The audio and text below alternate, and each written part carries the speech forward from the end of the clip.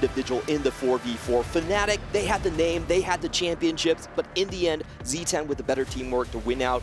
This is going to be the same thing here in this game as well. It's all about positioning. We've seen in the previous series as well, you want to have your win-out player early on identified. That is the best position to play from. And of course, HP matters so much, both the HP you're preserving as a team, making sure you're positioning in terms of helping your teams not deal too much damage to you, but also the portal is going to be very relevant. Completed Anvil, Champion Delivery, Golden, Prelude as well. It seems like all players finally come to the right conclusion, or a conclusion at the very least. Golden Prelude will be the portal for this game. I was laughing because it's very rare that you see teams go onto different portals. You usually stick onto one, high variance or the steady ones. It's the OK business handshake to start things off. Yeah, we see a lot of, like, you know, ankle breaking early on, trying to like deceive each other. We mentioned Honglian on one side, and for the other side, it definitely has to be Bintum. This has been the most consistent player out of APAC, 4 different global championship appearances, and he did end up as high as 4th place so far. So I think this is going to be the team leader. T1 really started this team around him, and then had that open qualifier they did themselves to select the rest of the team. Now, taking a look at the characters so far we are looking at Bobe already having that potential at least 2 to start off with a strong early game. We've been looking at a lot of the different games we've seen earlier, and what we've seen is basically you want your lose streak player, you want your win streak player, and the player in the middle, what seems like the best strategy for them is to go for those emblems. Did you not mention the Syndra player? I think that's a pretty important part of the team as well. We've seen a lot of Syndra players, but please don't do what we saw from Zeta Division. 2 Syndra players running into each other. This is actually a very interesting point. We were talking a lot of the teams. Some teams are willing to run double Syndra just for tempo. Some teams will avoid it completely. There's the idea that Syndra is so strong as a unit that you can just use a 2-star Syndra as a way to catapult yourself to level 9. You find stability on that level 7 roll down. You find a way to fit in Nami for Eldritch, that important CC, and even just 2-star Vanguards can sometimes get you to 9 with the right augment setup especially. True, and you know, 3 ways to play Syndra. We see a Syndra here already. You're going to see this tech all the time. On 1-4, you want to put your Syndra on A3 or A4 hexes just to get that extra cast and starter stacking. First augment check here. Martyr, of course, not very strong in the early game, not too many units to get the benefit from. And tempo augments that are trying to have you level up, not really considered meta right now, simply because of how dominant reroll is. Syndra, we talked about, Kog'Maw especially as well. We see a Kog'Maw and a Nunu, the starter pack with 2 blitzes already on the board for Dooney. Zuni says, you know what? That's a good idea, game. Thank you. He doesn't really have the items for this type of line. We do see he's holding on to all the AP carries as well, but Honeymancer on 2-1 with the Kog'Maw, you can't say no to that. That's going to be a decent, strong start for them. We really have to see the other players. Oh, this is a really good one. We see someone with his support column selected already. And of course, there's some augments that, due to this being the first patch for Set 12 Magic and Mayhem, there are some augments that are really polarizingly strong, where it's almost insta-pick no matter what comp you're playing, because of just the general value you get, especially in the early game. Something like Support Golem, for example, is just an extra body on the board, extra just insane stats for most of the team with the support items as well. And Dooney Juni is definitely not going to go for the Kog'Maw, as the Morella's already slammed. On the other hand, he's running into his teammate. CSCS here is going to be going for the multi-striker line, one of those clear win-out positions. The line that I am very familiar with, Clement. I've been playing a lot of multi-strikers on ladder. Very, very strong reroll. I think a reroll that requires a bit more specific itemization, and especially augments that really make it become an absolute monster coming to stage 3 especially. Really, all rerolls are looking to spike on 3-2 specifically on that level 6 roll down. True, and now coming back to Bobe's board, this is one of the most common items we've seen slam so far in the tournament. It's going to be the Guinsoo's Rage Blade. A lot of times when you can't find those tiers for the Syndra, you can just slam double Guinsoo's like we've seen in the Weibo games. And we're seeing now Support Golem was not 1 extra body, but 2. We have the Z0 portal coming in, so a lot more extra HP to chew through for the players. Dooney Zuni also going to be on the Morellos, has half of a Nasher here as well. Very important for Syndra players if you're locking into the comp. Looking at the late game especially, you want to lose streak and have carousel priority in this first carousel in stage 2. Important as well in a 4v4 format, there's an extra element of strategy added onto carousels. We've seen it a lot already on broadcast, you can hover as if you're picking a certain component or carousel unit. The other team that releases the same time as you in that first pick order thinks you're going to take it. You don't actually take it, and you wait for the next teammate that you have coming up to take it instead. So essentially protecting and really a lot of flexing around, pretending to take things. The funniest moments is when I see a player hovering a component for another player, and the other player, they just, not pick up. The other team actually calls them out and just goes for it directly. That's always my favorite moment. Sometimes you have to think fast in those situations if you're going to fully deny or not. And a very strong setup here for Easy. Going to be the Shojin already. Going to be half of a Gargoyle or a Dragon Claw for that potential Vanguard frontline, and especially the learning to spell. Double scaling essentially on the Syndra. If everything goes right, this could really scale into a win-out comp. And we're looking at the meta. The AP compositions are really the ones that are carrying most of these teams right now. We've heard players talk about it. Syndra, Karma, absolutely mandatory to get into that composition rotation. So, learning to spell, very flexible. Syndra start as well. 2 players already with the Syndra. And this is what we expect out of the meta. Wukong not bought here, which is a little bit surprising considering that if you get another one on the carousel here, if you high roll somehow another Wukong, is a very, very strong frontline in the early game. One of the key things we've seen in all these carousels is that tier denial. If you want to play Syndra, you don't have a tier, it gets really difficult. So see both players off of 8th and 7th going for the tiers directly. Even if you're not using it for yourself, you want to deny it from the opposing team. For some of the higher HP players, Bintum and Kezi both with that multi-striker start. In the case of Bintum, has the Pyro Emblem start, which does give you that extra bit of cap onto the Kassadin board. Essentially Pyro Emblem onto the Kalista in stage 4, and it's just a lot of extra attacks for your team that really helps reach those extra caps. For multi-strikers, it's not just enough to play the standard board. You need to have something extra to really try and contest that second place, that first place. We've seen in Weibo Gaming's games as well is that you just use the Kalista to transition and then go to Smolder with the Pyro on top of it. And what's so great about that line is nobody's holding viruses. You get free viruses on stage 4, sometimes even stage 3. So that's what we've been talking about in the middle of the pack players. You really need those emblems to kind of find different lines that cannot be stopped. For our viewers at home, if you ever get a chance to find a Pyro emblem and a multi-striker emblem, put both on a Smolder. Not entirely sure if it's the best cap for the board, but it's definitely the funnest to see visually. Smolder goes absolutely insane. So much damage coming in from the Dragon. Yep, dealing true damage there as well. And it looks like no one is going to be able to contest Bobe with his current board strength. Just walloping Honglian there. And this is where Honglian likes to be. He likes to start from the very bottom and then climb to the top. Bintum takes another loss there as well, down to 91 HP. A lot of gold here for Honglian to, again, work around this Kog'Maw line if he's going to commit to it. It looks like he might. The items are all perfect, I would say. You can slam an IE, not the best tempo first item, but you have, half of a very good tank component for a Nunu potentially. And I think Kog'Maw is a line that, in my opinion, is still underplayed on ladder. I think the 3-2 roll down, if you 2-star everything, you're able to have so much stability, especially with Jinx on level 6 instead of Tristana, all throughout stage 3 and 4. This is much more standard played. Both teams have a win-out player and a full loss streak. So it's going to be important to see if they run into Dooney Juni, who's doing the full loss streak. Guess like both teams are going to be able to preserve that. Maybe a Hunter emblem off of the flexible here for Hanshin. So a bit of contest, potentially, but you can play, of course, around your other emblems you get coming up in the next few stages. You can play a flexible Olaf, potentially, if you find it early on as well. Yeah, I would say Hunter is definitely the one that is, people are not exactly looking for it so far. The big win out one is going to be Arcana, because you have so many different emblems there. The Arcana gives you extra plus damage amplification for each one. That's a very nice double Kassadin shop, just naturally on level 5 here for Kazoo. Going to have a very, very good start here. You almost feel like you're playing this game yourself. Because it's going to be contested here, but there's so many different lines for multi-striker. Panda, you were just telling me about this. You can sometimes just tempo with the Kassadin. You don't even have to fully commit to it.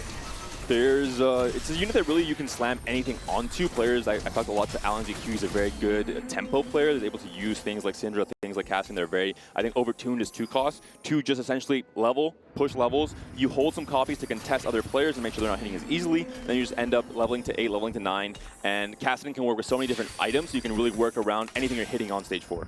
Ooh, another Fairy Emblem coming out here. We've just seen in the previous series that there was Fairy 9 played twice here, so a strong alternative win-out condition.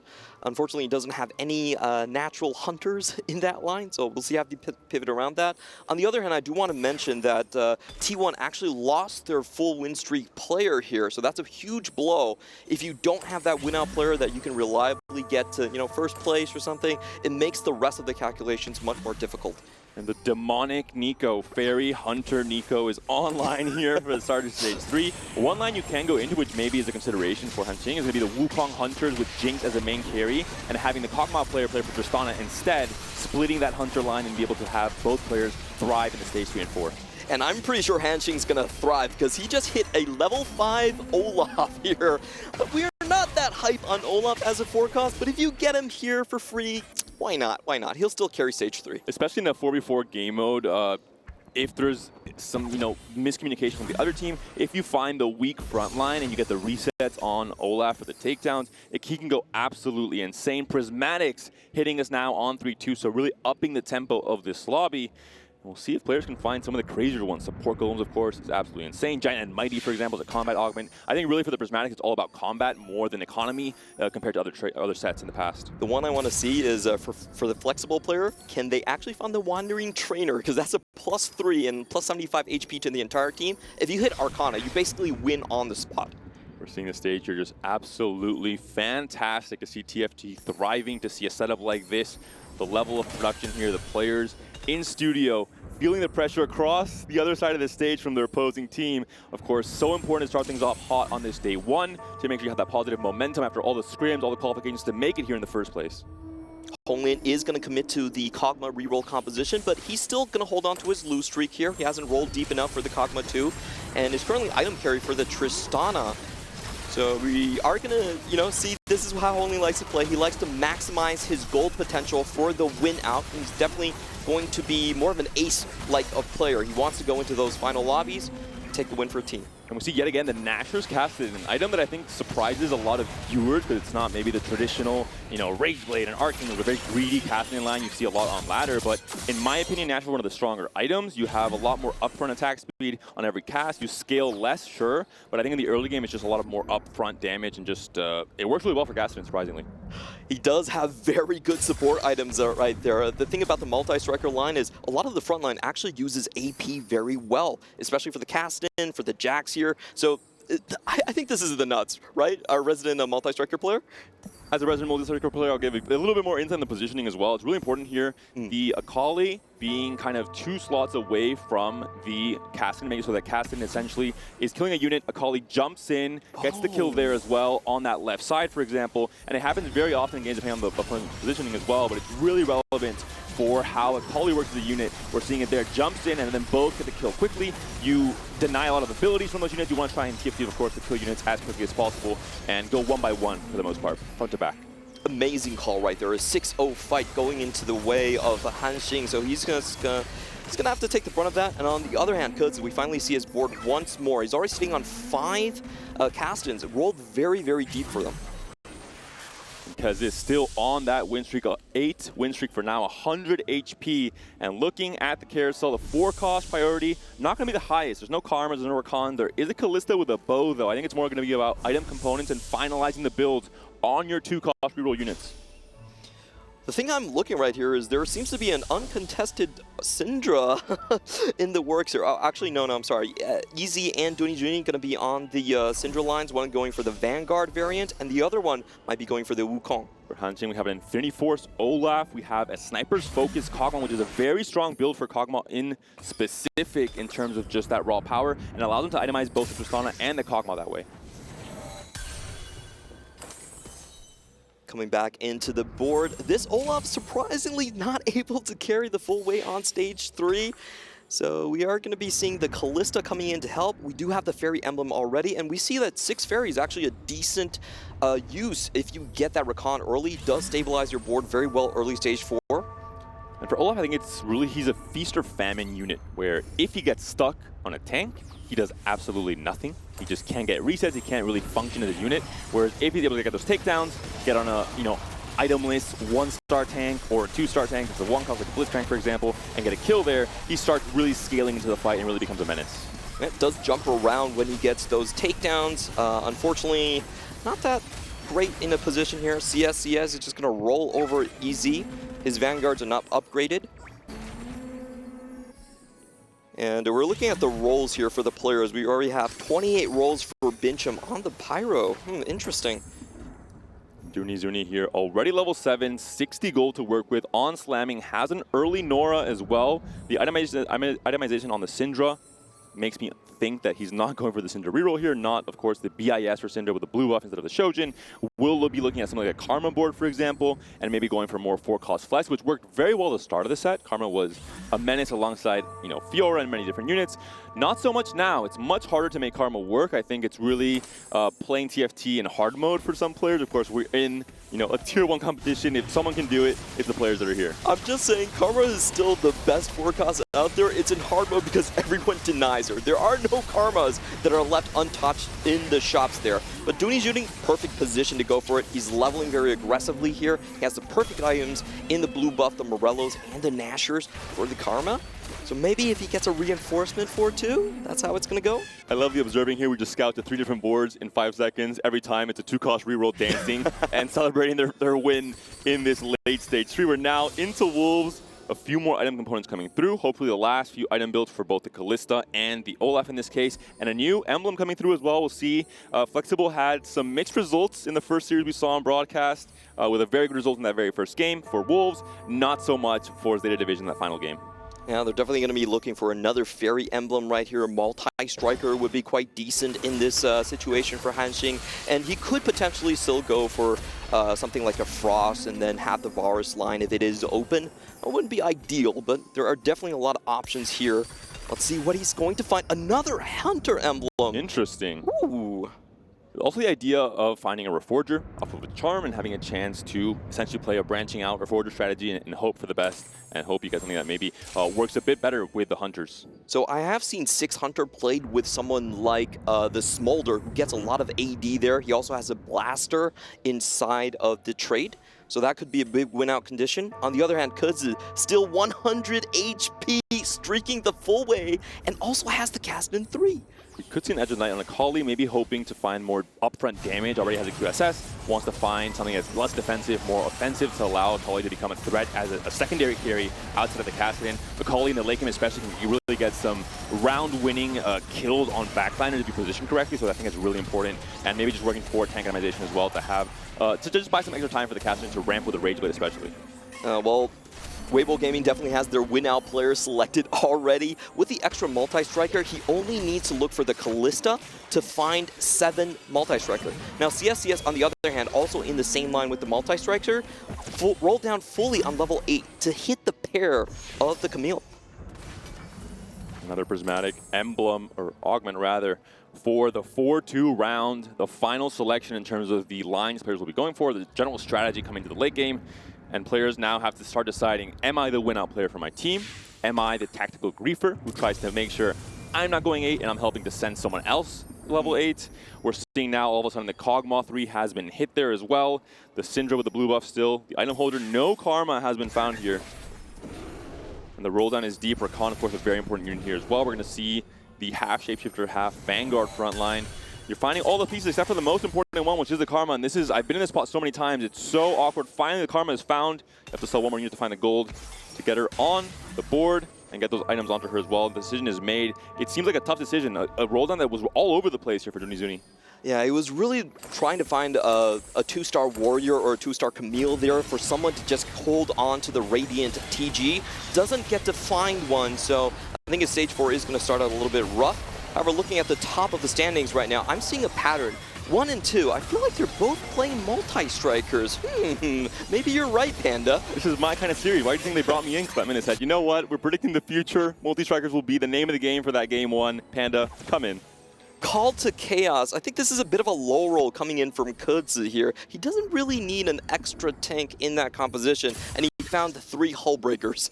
And this is a setup that works similarly to comps like Duelist, for example, in past sets of TFT. You really want to buff your entire team with stats. And this is what multi-strikers are doing here. You have the AP, which is great for casting, great for quality to some extent as well, so you have some AP scaling. You have the Locket, which is fantastic for the shielding, for the durability, for the scaling of, the casting especially.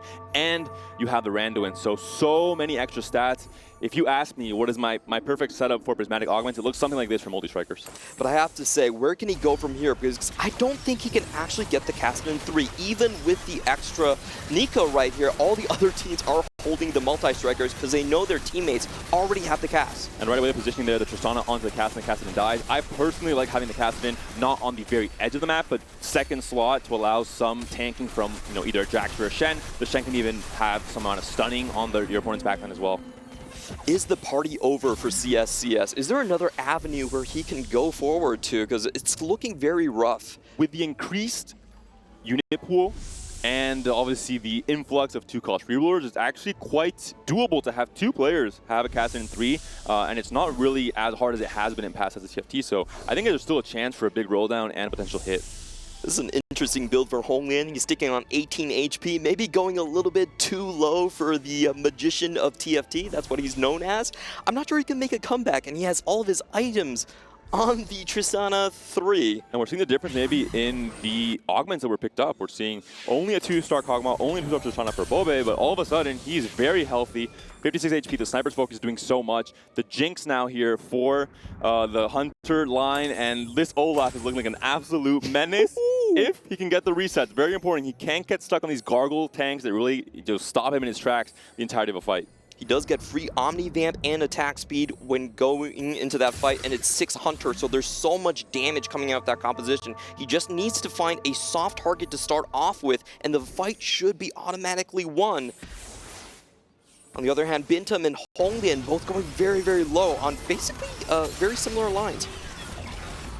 The Decay at the triple Hold Crusher is an absolute menace. We're seeing the Olaf getting reset. Is it going to do enough? It looks like it is going to be the case. The Hodge, not exactly the BIS for Kassadin. Kassadin is close to getting the reset, but not quite there. Olaf gets it first. A big win for the Hunter line here. That's what Flexible brings to the table. We're seeing a 6 Hunter, 4 Shapeshifter board, which you don't see very often in set 12. And that's 110 extra attack damage coming out from the Olaf. With the 6 Hunters, he cannot be CC'd right there, so absolute menace right there.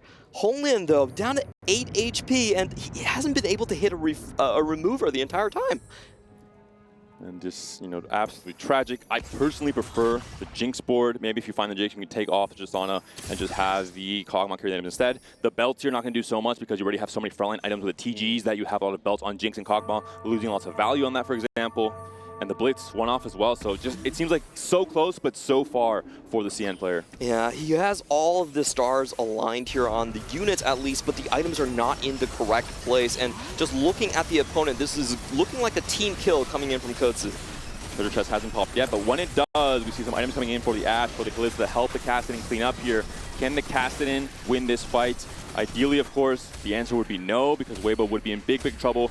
We know that getting an 8th in this format is absolutely devastating, and that's going to be the case. Bintum takes 8th instead, actually, gets the -7, and Honglian saved by the bell, 7th place in the end. Oh, Bintum was playing the Pyro board. We didn't get to see it much, but honestly, if you don't find the Smolder, that Pyro board doesn't really cap out as well.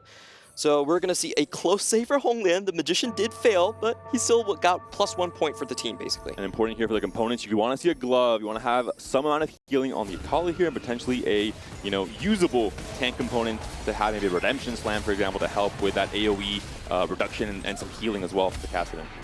Now, let's take a look at EZ's board. He's been playing the Vanguard Syndra line. Hasn't rolled down yet, sitting on 4 Syndras so far. So we'll see if he can find him. Bastion's a good find there. Goes well into the Diana later on the Frost line. A very strong setup here. We understand why we see the Radiant Shojin on the Syndra. And look, this is just Syndra 2. It's not a problem. Syndra is just a unit that you really don't have to 3-star any longer. If you're very close to her and uncontested, go for the traditional reroll line. Reroll Syndra, reroll the Mordekaiser, you're good to go. But if you're not close to it, do not commit to rerolling on 6 especially. You want to go 7. That's the new meta for Syndra. You want to make sure to fit something like the 4-banger we see here with a 3 Mage and 3 Eldritch, and not Kwame does so much with anti-heal. We see here the Morello slammed especially.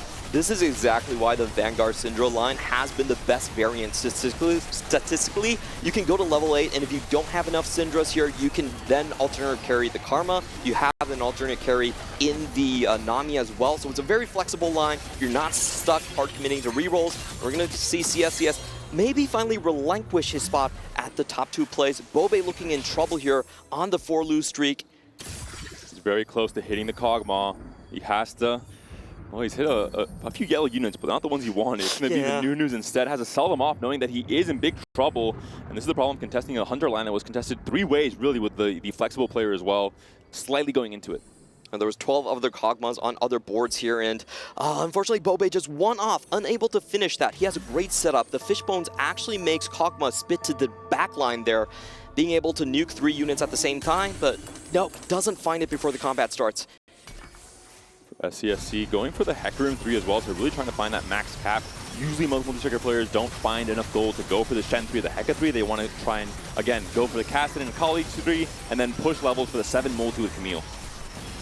Now the 3 Heka with the triple hull breaker, definitely an interesting option right here, but he's very, very healthy, has been healthy this entire way, and I'm just kind of surprised how easy he has been able to find these Kassadins. We saw his roll down counter, wasn't even that high, and he was also contested. T1 looking in really big trouble, and not surprising considering that Bintum, I would say, is kind of the face of this team. A player that's been, 2 champs 4 different times, a player that is in the conversation for one of the GOATs of TXT alongside players like Hwami, like Double, like Tidal, all at this event. There aren't that many players that have been to the Global Championships 4 times now, so he's one of them, Double and Hwami, like you mentioned there. And now everything does come down to, T1 trying to avoid 3 players ending on bot 4. If you have that, the game is automatically over, regardless of the other standings. And scouting so important for Bobe, who continues to put the Kassadin on that left side of the board we saw earlier on there. But looking at the Kog'Maw now, still has not been hit. 1 off, and this might be the last fight for Bobe.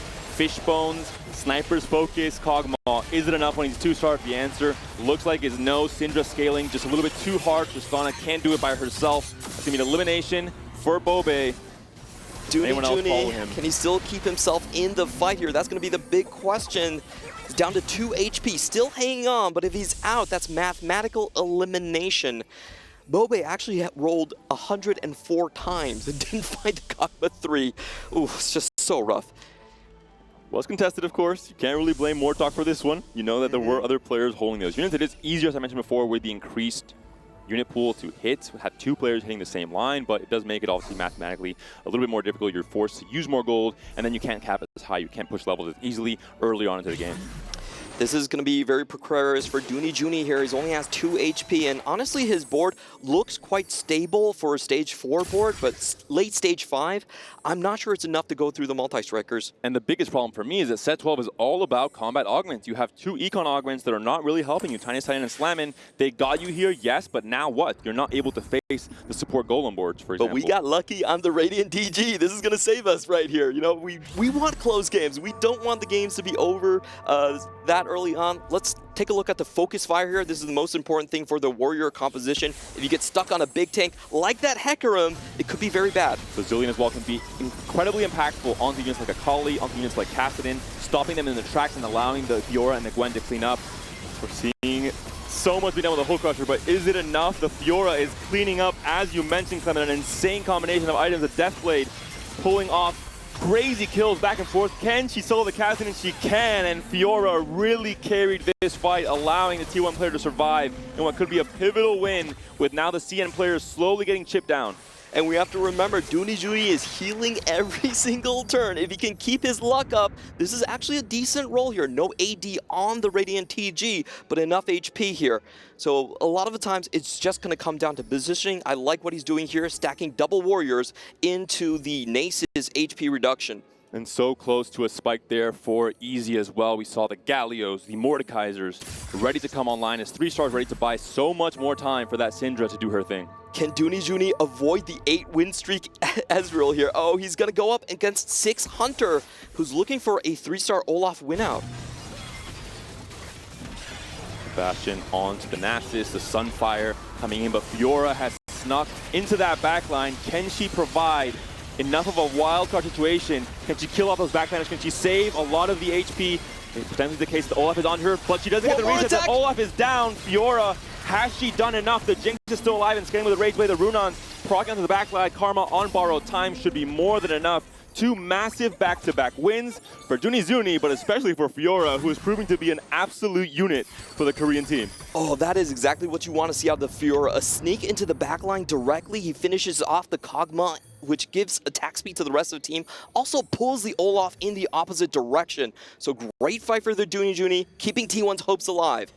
But now we're still going to have to brave another flexible emblem. This is a composition that just gets stronger and stronger for Hanxing. And Easy still has been not untouched with the 9-win streak. We're seeing one problem, though.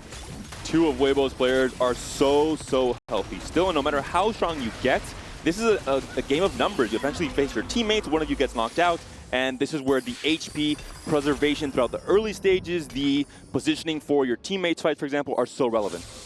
A bit of a low roll here as we see the Scholar emblem being picked up by Hanxing. He's going to be looking for a little bit more Frost units here. Diana is going to be a good pickup. I wonder if he's going to place that in. Oh, actually just going to add Witchcraft. Would love maybe a Milio. You're missing a lot of items. You have the Fairy emblem as well. You can maybe sneak that in and find some value. You could get a 3rd tank item on the Nasus, for example, on the Jinx especially, who's scaling as your one kind of a range DPS if your Olaf gets taken down early. Didn't see he has 2 Bastions, so it doesn't really even need the Diana himself. Going up against a teammate Ghost Board here, he should be able to take that one down. And on the other hand, for Junijuni, this is going to be the tough fight. Can he actually get over these Vanguards and the Syndra build? Syndra's still stuck on 2-star, but she's focusing down the tank very quickly, and the Golem's already into the backline. Bad roll for Junijuni, and T1 lose another player. But can Junijuni finish in the top 4? That's the big question right now. It's a -10, a big loss against that Syndra board. Looks like the answer is no. 3 players in the bottom 4. Quick math, you don't have to be an absolute expert to know that that means it will be a Game 1 win for Weibo coming into this series. Yep, it is mathematical elimination, but the rest of the players still do need to play it out. You know, this is when we see a lot of funky situations coming out. We saw Z10 actually sell their entire board earlier when they did win. So, you know, this is an experimental time for Weibo Gaming. They can treat it how they want. They can strategize how they want to treat the future games, or they can just play something fun. And of course, it's very important to look at positioning. In late game, you have a chance to play against the best players in TFT right now and really try and min-max the positioning, really try and find those angles that get you those wins. Even if you may be, in theory, a weaker player, a player that has a weaker board right now. Kassadin still on the edge, taking the aggro right away from the Syndra. Not entirely sure I like it, but the healing is there for now. The Nashor is big, but the Nami coming in clutch. Can she do enough with the CC chain coming in? The answer looks like is yes. Syndra finally takes on the Kalista. The Kassadin rather Kalista's onto the Syndra though, and looks like the Kalista is just barely going to be able to clean up. Xerath cannot cast in time. Big loss for Easy. And at least SCSC for, you know, the pride of T1 stays alive. Yeah, it's going to claw back some more points there. You know, it's still relevant in terms of deciding the MVPs. If T1 does get further on later, we're going to look at the AVP of each of these players. So Xerath coming in means that you have the Ascendant Charms. We see the support item and the Anvil. Oh, the Sun is just brutal as well. This is where you really get to test some things, right? Yeah. If you wanted to test something against good players, this is your chance to do it here. Let's take a look at the artifacts that he picked up. Oh, he's just going to go for the, you know, standard Everfrost. Let's see if he can stun on the multi-strikers. Well, we have a new multi-striker on the board. The big dragon comes online here as well for SCSC. And again, surprisingly, to me at least, Kassadin on the edge of the board, taking immediate aggro. He does have a lot of healing, has a lot of shielding as well. For now, it seems to be working out. You get the extra mana, of course, from being hit. But in the end, taken down by the Syndra, who continues to scale into late game. Can Kalista clean up again? The answer is no. SCSC finally taken down. Only Weibo Gaming players remain. This is where the HP buffer mattered so much. The preservation in Stage 3 especially. And we have to mention, this is a very, very big win. There's still over 60 HP remaining on the board for Weibo Gaming. So I guess all of our rumors have been held true. We haven't seen Weibo Gaming play officially in any 4v4, but we've heard that they're one of the strongest teams here at the venue. I think part of this has to be not the Syndra 3, that's for sure, because it's still Syndra 2 on the board, as we talked about. This is the strength of Syndra in the current meta.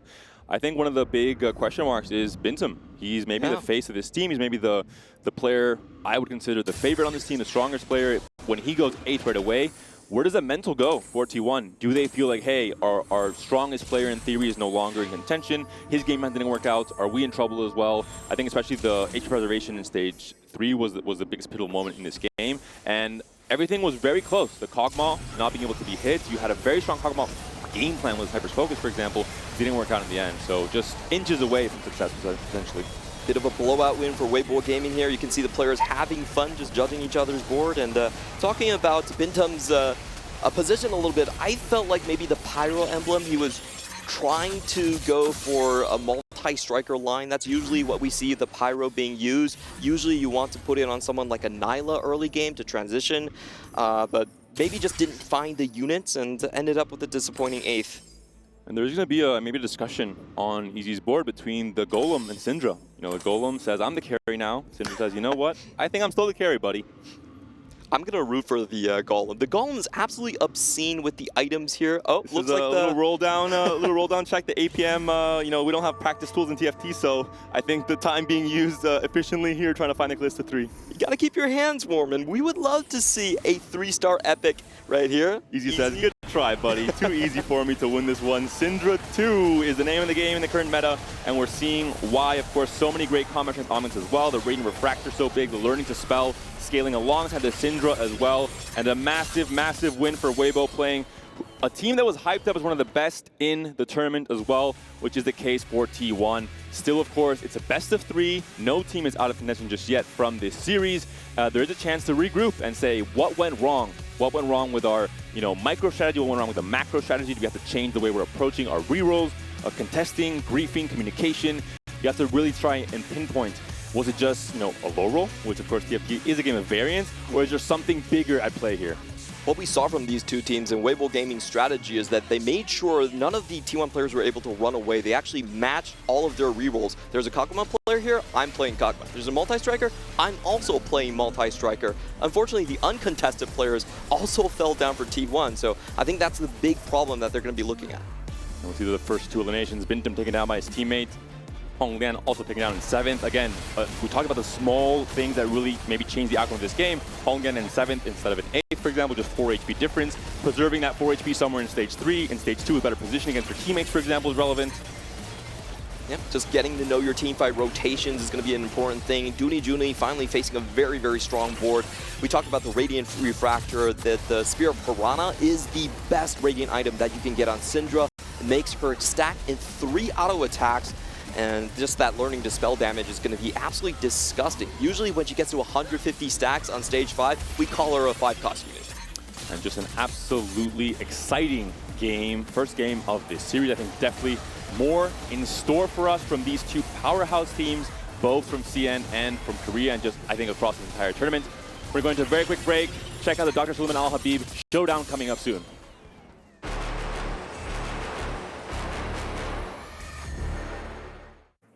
This org has already won huge here at the Esports World Cup in League. Now, can this roster live up to high expectations from fans alike? It's TFT time, and they're here, and they are ready for Weibo Gaming here on the main stage. How are you guys feeling ahead of this first challenge?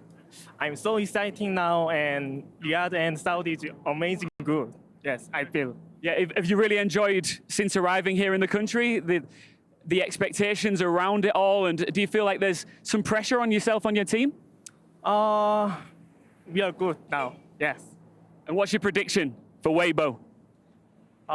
Maybe 2-1 we win. 2-1, they will win. Big prediction, high confidence. Let's see if they can get the job done.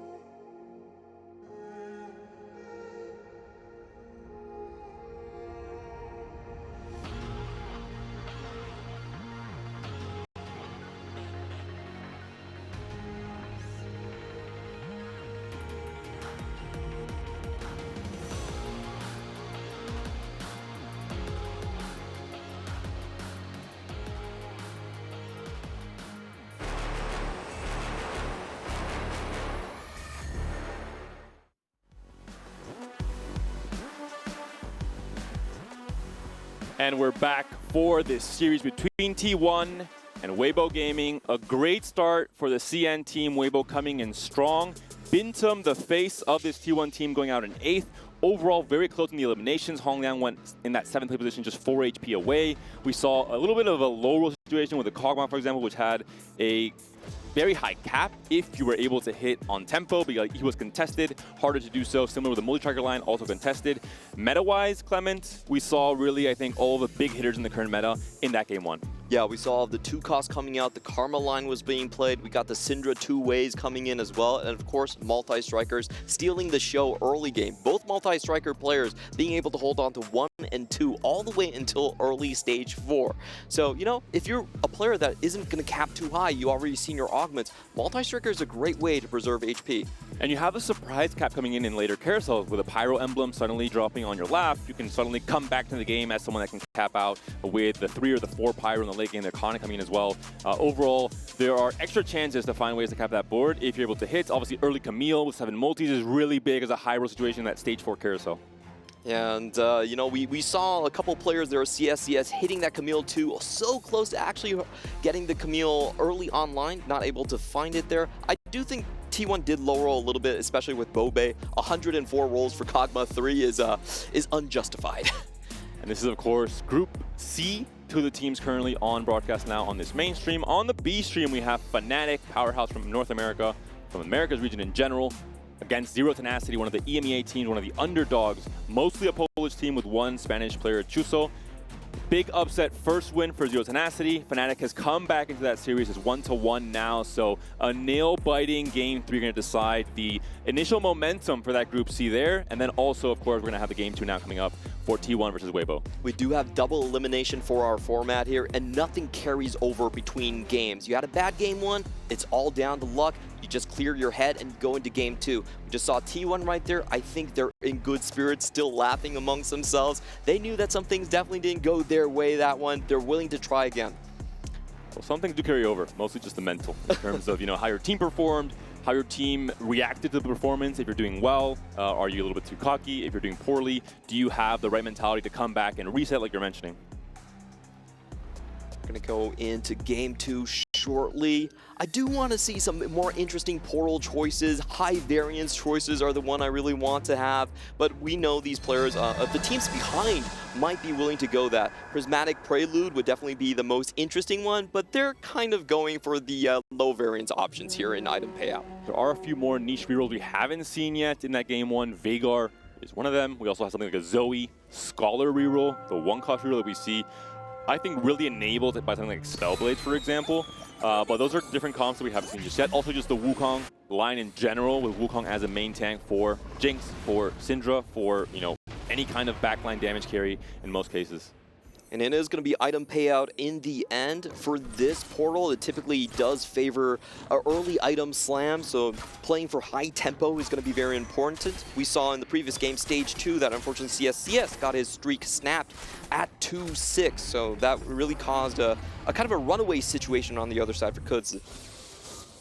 Seeing an early Akali being found here. Of course, Zoe a very strong early with the MR Shred being so relevant in stage 2, especially as just damage, the same way that things like Ionic Spark are very strong in the early game. I think her traits are just absolutely obscene. She's a triple trait unit, and Witchcraft plus Portal are one of the 2 best traits early game. So if you see a Zoe, I typically hold on to her. And Scholar late game, there's some stage 4 Roland who are still playing Zoe on your board, enabling Fiora, enabling, you know, Bard Preserver line with a Scholar there as well. So more relevant than other units that we're seeing here, like Twitch and then Nomsy in most cases, but of course an upgrade is an upgrade. You have to hold on to your pairs, try and find that big spike.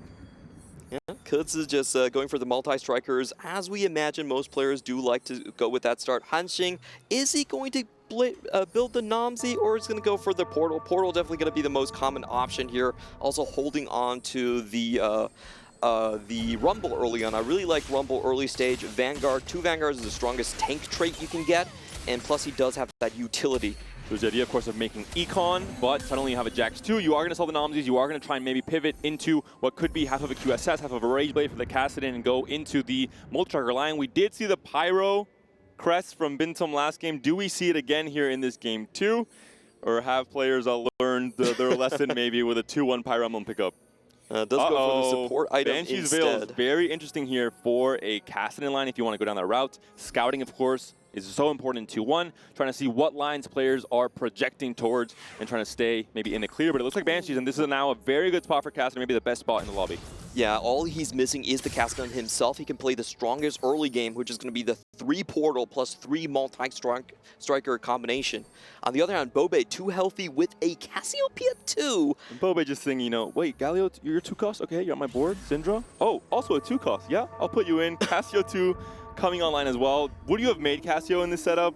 I would have made Cassio. I think it's item payout. You have a lot of concentrated power early on, and he's just going to be the win streak player for the team here. On the other side, we're seeing for Honglian, you know, typically he is going to be the lose streak player. We've seen him do this in Game 1 as well.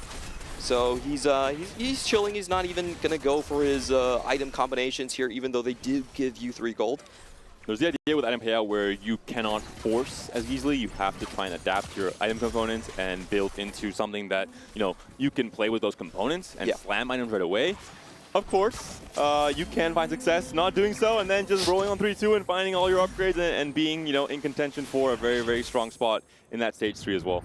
Let's see if Honglian decides to, you know, put some of those units back into the pool. One thing that's really interesting. Bintum potentially going to be looking at something like a Cassidy. So Cassidy is all about combat strength early, not to necessarily tempo and win out stage 2. It's a little bit harder to do so. But stage 3-2, you roll down, you set up your board either with 5 multis or with different other combinations, like for example Zillion for Chrono. You can put in something like a portal / multi-striker line as well, and then it becomes really easy to tempo that stage 3. Yeah, there's so many different combinations that could do it. And Nyla with Keepers is actually a great setup. She gets extra attack speed when she does have those shields onto her. And with the Titans, it works really well for stacking up into that late phases. She is an attack speed champion, so she can stack those up quite easily and be a strong win streaker and break Hanxing's streak here. Hanxing has not been able to find that cast in to round out the portal multi-striker board. And Bintum now on a 2-win streak might be tempted to slam that belt onto the Nyla at some point if he wants to try and preserve this win streak. Can go for a Sterax as a second item and transfer these Nyla items onto Akali later on and find Cassidy items through augments, or just allow Akali to be the carry in stage 3 instead. Wow, very surprised that CSCS was able to beat the 2 healthy board here. Just going in with a, this is a Pilfer start. Or is it Spellblade? I think it's Spellblade.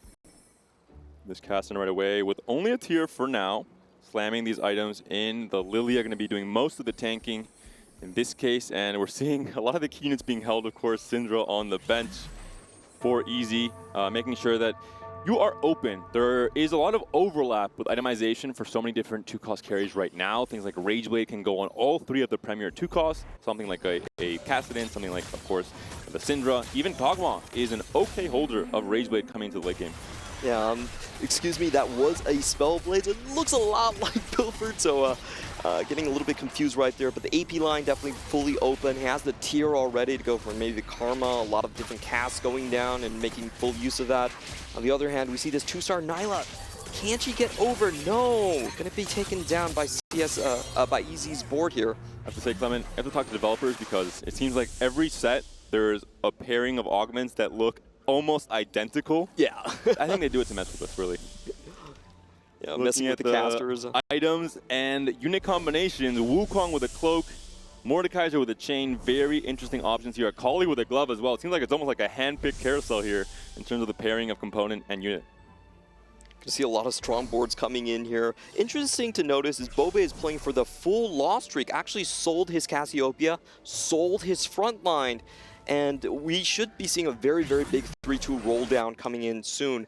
For him, this is usually how the line is played. You want to get in early and make sure you can secure those Syndra copies. And components, right? You have early priority on the carousel. You get gold from slamming those components if you get the right ones, for example. So it's really just a snowballing into a very strong lead in stage 3 once you do roll down. Oh, CSCS might be going for the Wu Jinx composition that we've been seeing pop up. If you find some early Wukongs, it's a very uncontested line. Reroll for the Jinx. And, you know, this is something that we haven't seen so much. 3-cost reroll, not a particularly favored strategy because of how easy it is to deny.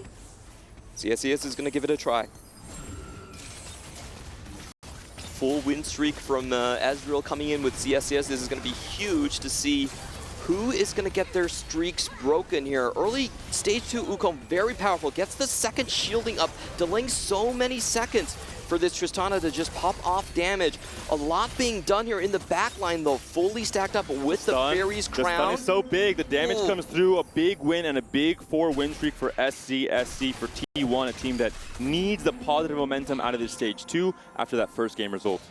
Absolutely huge. The Wukong was down to less than 100 HP, but gets the extra cast off to keep the backline completely together. I was getting a little bit worried because you do see that when you see the Seraphine pop off and she cracked the entire backline, all 3 units.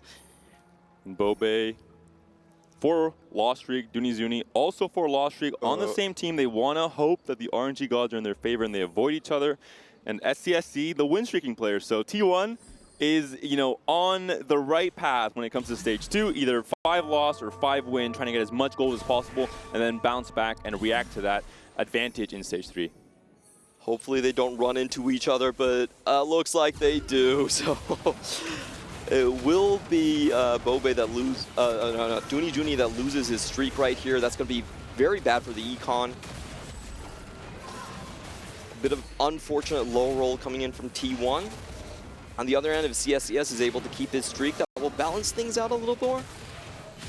Still a lot of gold to work with on what could be a massive roll down for Bobe coming into this stage 3. We're going to see what these next few components are. Very important to slam components in the Krug round before it ends to get the econ from the item payouts as well. So usually stage 2 in Krugs, very low APM TFT. And item payout, it's the complete opposite. I always, you know, stand up in my chair, get the right gamer posture to make sure that I'm min-maxing my econ. What's the correct gamer posture? It's definitely not the soju slouch, that's for sure. You gotta try and get upright, ideally.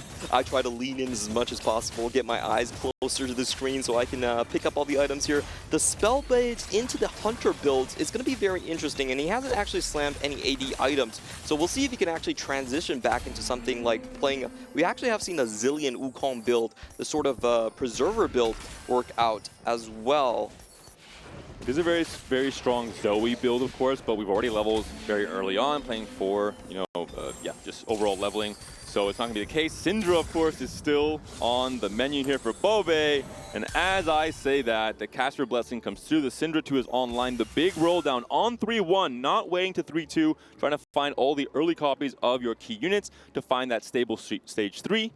Ramp up your econ back up to 50, slow roll a tiny bit, and then decide on how many natural copies you get and who's contesting you if you want to stay rolling on 6, level to 7, or just play Syndra for tempo and go into a different line later on in the game. Bobe was due 104 gold for that Kog'Maw, and now he finds the Syndra 2 in just 2 separate rolls. He's going to hold on to everything, and I think leveling might be right here because we do have Dunijuni also looking very similar on that line. The Sunfire Slam in the end, especially because you get the extra gold here as well if you sell off one of the units and you win, you're able to get the 6 win streak and also the 50 gold threshold. Taking a look at the items bought right here, I still don't think Spellblades is great going into that AD line. Of course, it does scale off of magic damage a little bit more, so we'll see if he does make the pivot. On the other hand, now a big roll down for Hanxing there as well. Once again, prismatic augments coming out to play here for our competitors at 3-2. So important, as we mentioned, combat strength augments, I think, are the name of the game at the start of this set 12 Magic and Mayhem. We'll see if the players can find them. Yeah, definitely agree. A couple of big one here. I definitely am always going to be looking for the Golems. I'm the carry now. No Shojin, unfortunately, for the Syndra here. Slight low roll for Dunizuni. So considering what he can pick up here. You have to act fast. You have the extra item menu with the Masterwork upgrade to make sure you get it online in time. Yeah, doesn't really think he needs the Archangel. Was probably looking for the Nashers. That would have been acceptable in this spot. Ooh, an early Karma. Does he get dissuaded from the Syndra here? I'm not sure he does. I think just adds the Karma in onto the board. The Rage Blade a little bit awkward, of course, for Karma. Not the ideal item generation or mana generation. Gonna wait with a Masterwork upgrade, so saying, hey, I want to play for max cap. I can lose maybe 2 more rounds, have priority on the carousel because you currently first pick because of the low HP. Find a Shojin and, you know, copy the strategy that worked out and got the win for Weibo in game number 1. Well, does already have the Syndra setup locked in right there. On the other hand, we saw the multi-strikers coming out again with keepers, a very powerful combination. Just getting the win streak in on the side for Weibo Gaming. For Kezi, we don't have cosplayers at the venue, but Nyla making sure to cosplay Kassadin for a tiny bit until the Kassadin is found the multi-striker line is fully committed to. Big upgrade for Dunizuni, slowly finding maybe a way to get a little bit more stability with the low HP here. The combination of the potential Shojin plus these frontline upgrades will maybe make it so that he can become one of those contenders for a top 4 or maybe even a win in this game. I think he definitely has all of the right pieces here. It's just a little bit concerning he's not going to be rolling, not even a little bit, for the Syndra 2 potentially. Actually finds a great charm with the extra belts. Vanguards, they do get shields off of their HP, so a really nice combo into the front line. He's going to be facing Hanxing, who still doesn't have a Kassadin 2. Doesn't look like Hanxing's going to be able to get through this front line. And also ends up building one of the most unique itemizations on Kassadin that are, I think, still viable, the Crown Guard. Extra shielding at the start of the fight, extra AP later. They are stats that Kassadin generally wants. Definitely, I would say not BIS, but in a pinch can help out, especially with what seems like the preferred positioning for Kassadin for a lot of these players. On the edge of the board, taking aggro at the start of a fight. And I might have misjudged that 5 multi-striker board, the key carry right there, maybe being the Nyla being able to force his way through. No BF sword for Dunizuni. The master plan begins to crumble.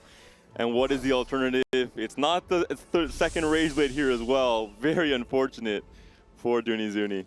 Yeah, I was just going to play some Denial here, taking Nasus, a very key 4 cost off of the board.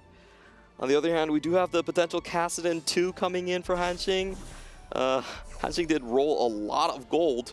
Oh, looks like he didn't take it. Looking at the combat augments that we're seeing here, multi-striker, crown for Bintum. We see the impenetrable for Kaziz, so a lot of frontline now as well. And another Masterwork upgrade, there will be the Tristana Kog'Maw line that one of the T1 players wasn't able to make work. We're seeing a lot more upgrades, a better tempo game plan, at least in this game for SCSC.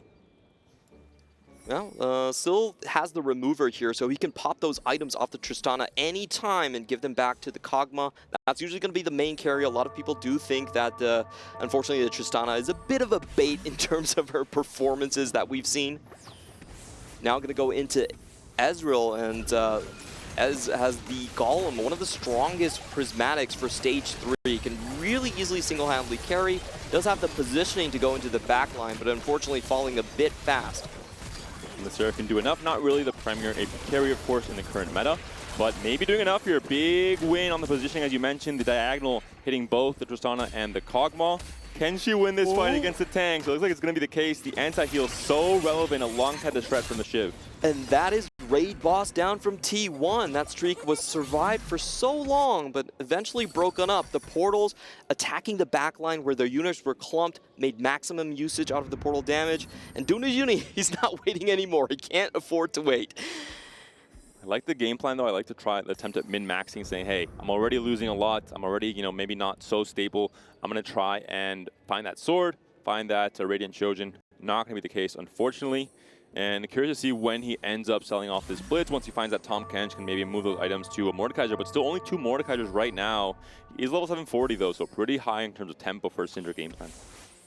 Yep, he's still 48 HP here, though that is the, I would say, the worrying point. He doesn't have all that much to work with. Now we're going to see Kudzu with the multi-striker line again. Getting a very quick Callista. I think he got that on 3-2 or 3-1, so able to get into the 5 multi-strikers early.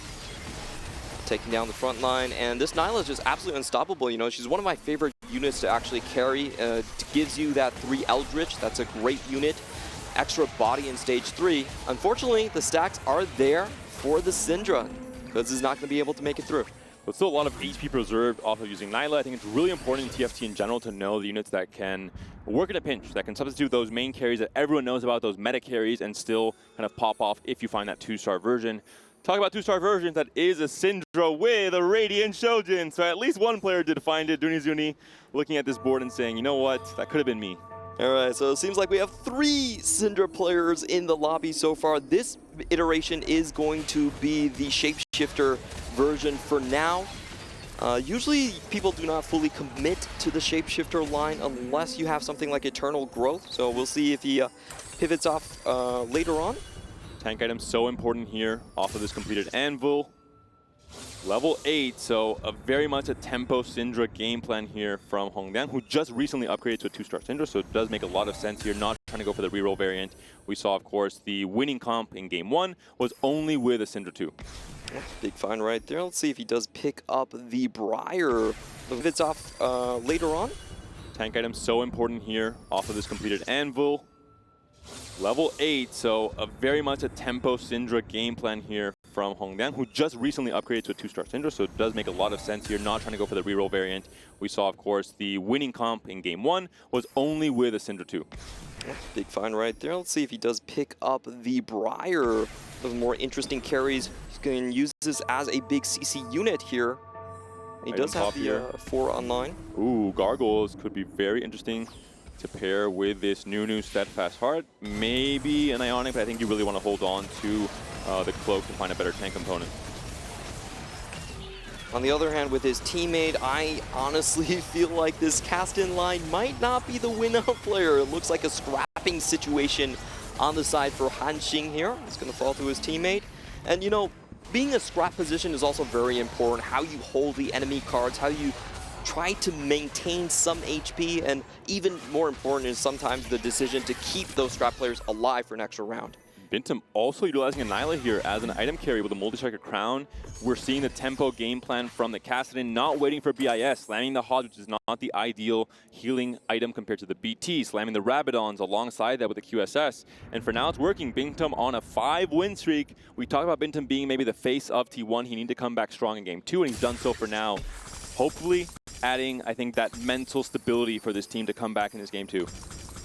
Well, taking an APM check here from EZ as he sells off all of the 1 cost. And, you know, you always take this charm when you find it, just plus 4 gold now with the additional 1 cost. And finally, Kazuya said, thank you, Nyla, for your service. It is stage 4, so I think you have expired in your usage on my board. Kuz is just going to go for the Preserver Warrior line with an extra multi-striker in the fold right there. You have the remover here. It is just on a 3 though. You found it earlier than the Kog'Maw. Kog'Maw gets that last Whisper. Hopefully a Shojin coming in next to have that duo carry set up with 2 costs. Hanxing, as we were talking about, is just trying to scrap out some HP here. Doesn't get the Akali into the backline necessarily. Snipes out the Kog'Maw, but not far enough to go for the Tristana. And just looks like a bit of a free fall for Hanxing. Almost locked into 8th place. Can Weibo Gaming actually find any footing in the bottom here? And I was about to say we've made it for Junizuni, but no, it is going to be a blue buff Syndra now instead. So he's really having a hard time on this item payout portal to slam the ideal components, or the ideal completed items rather, onto the Syndra. And for Hanxing, someone who had a very strong start with the support coming into the Banshee's Veil, one of the stronger options for the Kassadin line, did not hit many Kassadins. Unfortunately, it's going to be that tempo Kassadin instead, but we're stuck on 6. We're on a 4-loss streak. This is looking pretty grim as a reroll expert myself. This is not a spot I would want to be in, despite having a very strong support item. Yeah, you can see him holding the Kog'Maws already, so if I'm going down, I have to take someone with me. That's a key point here. He's trying to target some of the other boards on the T1 squad. But the big thing for Weibo Gaming is Kuz is also in a really bad position. 2 free-falling players on this squad, and we know mathematically if you go 7 and 8, oh, Akali, does he have something to say here? It is going to be against a teammate, though. Akali is not able to clean the Kalista, and that means the fight is very much a sweep, a big loss coming through. The itemless Akali, or Kalista rather, left alive, and she cannot do much of anything in this case. As you mentioned, one of the reasons why a lot of players like 4v4 so much is because when they low roll, they still have agency to try and change the outcome of their team's results and the opponent's team results by griefing, by holding units, by trying to roll down all their gold immediately and stay as healthy as possible to at least not go 8th. And we see a very interesting portal, a pivot coming out from Ezreal, actually going for the portal line here with the Scholar, selling his Syndra and making sure that he leaves some of it for his teammates. On the other hand, you know, Hanxing is really not looking so good. It's going to fall down in the meantime, and we do have, overall about 3 Syndra players on the board with that very interesting portal pivot to go out. We'll see how well that does. Bintum only 1 off the Kassadin. Rolling on 7. Because you have that multi-striker emblem, you have the extra cap to hit the 7's multi as soon as possible. You have the incentive to go 7 and roll on 7 instead. And you're not punished for it because you still have pretty good odds of hitting your 2 costs as well with the extra tempo. Item collector, massive combat augment for this comp as well. The item slams comes through, Last Whisper and Edge of Night. Ideally you want the last healing item, but because you have Edge of Night, you have that little bit of defensive ability on the Akali as well for her to come in and come out and clean up kills. Well, this positioning might be a little bit troublesome as the target focus might be on this Kassadin early on. Let's see how fast the Kalista can actually target the correct target. Oh, looks like it's absolutely fine. The HP regen from Kassadin is going to stay alive right there. And Nyla going to wipe out the rest of the front line. Maybe I've spoken a little bit too soon, though, as nobody actually managed to go onto the back. And Zuni also taking a loss here for T1. The game plan in this game, too, very apparent. Full rerolls, 2 cost rerolls specifically. We're going to see 2 Syndra players, a Kassadin player and a Kog'Maw player for their team. A little bit more flexibility for the CN team. We're seeing almost hitting that Akali through, who is maybe the main carry in this case because she's just so much closer to be hit. 3 off of the Kassadin still here, and a 6 loss streak. I wonder if he sells the Kassadin just to find that Akali. This might be a pivotal moment to see if he can scrap out something, but he's so far behind. There's a 30 HP gap between the other member of T1, so he's just going to have to ride it out. This is my ideal positioning for the Kassadin board. Akali, if the units were on the left side, would jump in to help Kassadin in this case. Very different because units were on the right for Bintum. Bintum can be the hero for T1 if he's able to get an elimination on the first of the Weibo gaming players. Punching on 6 HP and a dream, but Bintum says no. It's this time, your time to go 8th. I'm going to be the hero for my team instead in this game 2 and try and have us come back into the series to see a very important game 3. It's always very dangerous when you have a team member that's in free fall mode. Whatever you do, that's always going to be 1 point down in the bottom of the standings that you can't really make up. So the rest of the players, we talked about this, if you have 7th and 8th, it means you have to go 1st and 2nd to then win the game. And the problem with that is not just you depend on yourself to have a high roll moment where you're really, getting your units, your upgrades to stay that healthy. It's that the weaker player of those players trying to go 1st or 2nd will be target griefed by every other player on the opposing team, making it very difficult. You won't find your upgrades. Everyone's going to position for you specifically. You're targeted much more than you would be in an individual normal game of TFT. The pool manipulation is going to be brutal for Honglian and Easy as they try to hang on here. We do have a very interesting play from Easy. It looks like he's going to go for a level 9 board. It's quite rare in the current meta with the introduction of charms especially. You really want to be rolling every round in stage 4 to find some extra combat strength from those charms especially. It does have the 6 portal in. This is a line I like to play a lot, but you do need to get those Arcana units in to kind of round out the composition and have a chance for a win out. In the meantime, Kudzu, we were talking about this player was almost, certainly not going to be doing too hot here. Bobe is going for the Casio 3, which is a rare play to be made for most of our Syndra players. You're usually just trying to go for the Karma instead, and the line that plays 3 mage alongside the Galio, the Vex, and the Nami. Great move going all the way to Nyla 3 with the multi-striker emblem here on the side for Bintum. And I agree with you. I think for most players, they would prefer to have that Karma instead of the Casio. But even a Karma 1 with the 8% healing is just so much more has useful. Still not hit the Kog'Maw. What's going on with T1 and Kog'Maw? Is there a dispute that we don't know about? Maybe the Bees are not a fan of T1. Could it be that case? That could be the issue here. Maybe if we go to a game 3 in the end, maybe just don't play Kog'Maw. It's not in the cards for this first series today. Looking a little bit weird here. And for Honglian, he was sticking onto the side of the Syndra line. Let's see, his finished board is going to put the Arcana in and going to get extra true damage. And the chance for the Ascendant Charms as well, which is really impactful coming to the stage 5. Yep, we are seeing a great use of mentorship here, getting all of the backline covered. The 5 cost is very important when you have that mentorship, just to give your 4 cost the additional attack speed.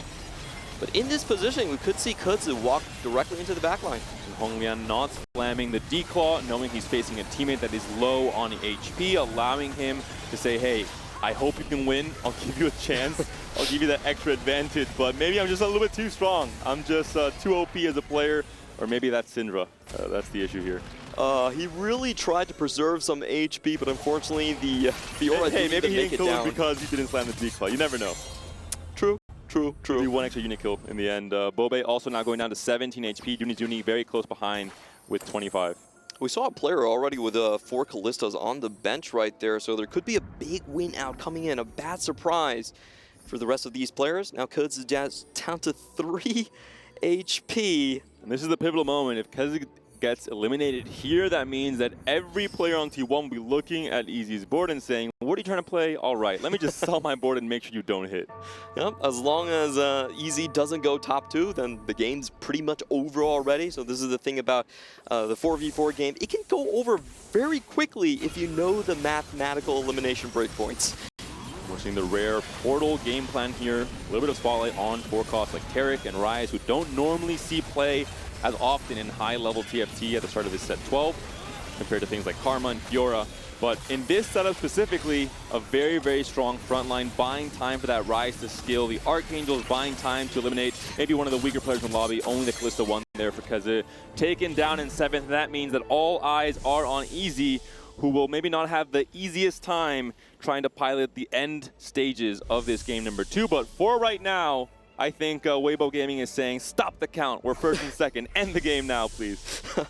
If they can still make away with 1st and 2nd, they will win based on tiebreaker. And I will say, Easy's actually in a pretty good position for the win-out spot here. He is on level 9 already, and I think he went into the line because he hit that early Nora. We already saw that in the previous stage with the Mora on level 8. Gives you that extra HP for the backline, and this is a scaling monster in terms of the Rise. Has the extra HP from Yuumi and also with the Archangels. This is something I want to mention with Tinker there as a charm. If you're facing a lot of your teammates, it's a great utility charm to say, hey, you're losing combat power for picking Tinker, but you have a chance to fix your items while staying relatively low in terms of power for that fight against your teammates. And Honglian on an 8-win streak. This is definitely not out of the woods for Weibo Gaming, but they have a good shot. I don't think Bintum's board is going to be that high cap. Multi-striker tends to fall off a little bit on stage 5.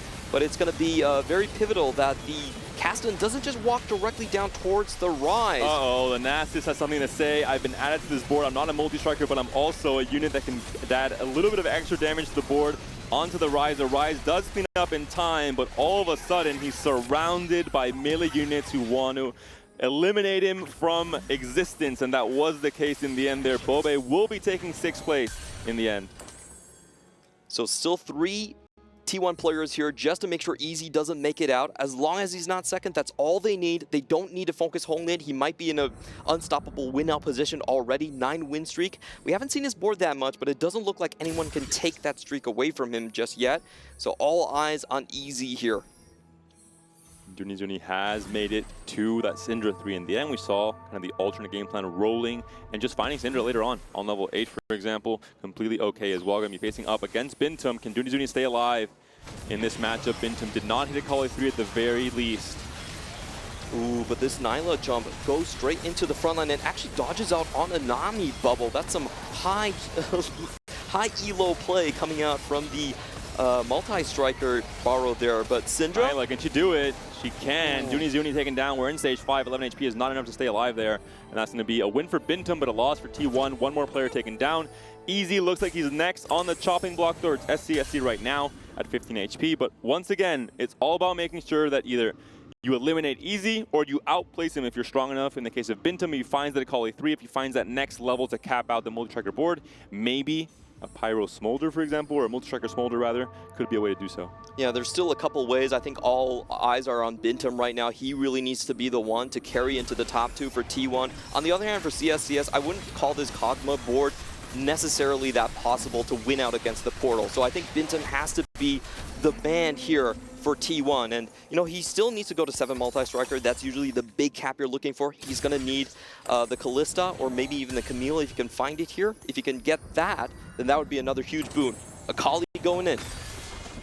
If they're calling the very least, I would personally sell the Shens here and trying to find a little bit more rolls to find that next cap that we've been talking about. The items here, you want on the Nasus, you want the utility instead on the Asher. No Callista here as well, so just a lot missing for Bintum despite him being so healthy this late into the game. Yeah, no Callista is a little bit surprising here. I think some of the players, we did see 4 of them on the board. Finally, CSCS is going to get that Kog'Maw 3. A big matchup, SCSC versus Easy. Can't take him out just yet, too much HP on the side of Easy for now, but can chunk him down to 1 life, which will be so relevant for Bintum.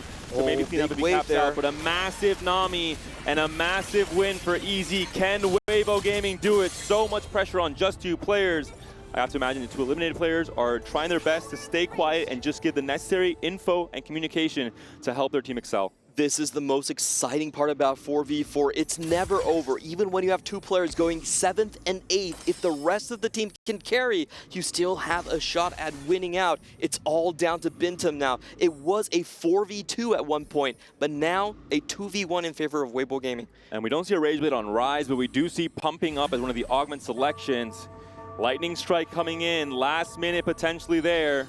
Honglian trying to keep his teammate alive. He's probably spotted the rotation. Only 3 players left, so he's going to flip his board and, you know, just handshake the board, give a little bit more HP to Easy, make sure he can survive it through. On the other hand, Bintum still has to play against one of their ghost boards. We'll see if Bintum can stay alive, stay healthy. The Nyla still on the board here, very, very healthy. The BT, Multi-Striker Emblem, and Titans doing so much. Should be an easy win here, looks like it is. Dominant win for Bintum, who has now a chance to roll down a tiny bit more gold. Can he find that next bit of cap? Where is that Callista? Where is that Camille? He just needs one of them. Phantom Claw could be big on the Nasus to buy a little bit more time. He goes for it.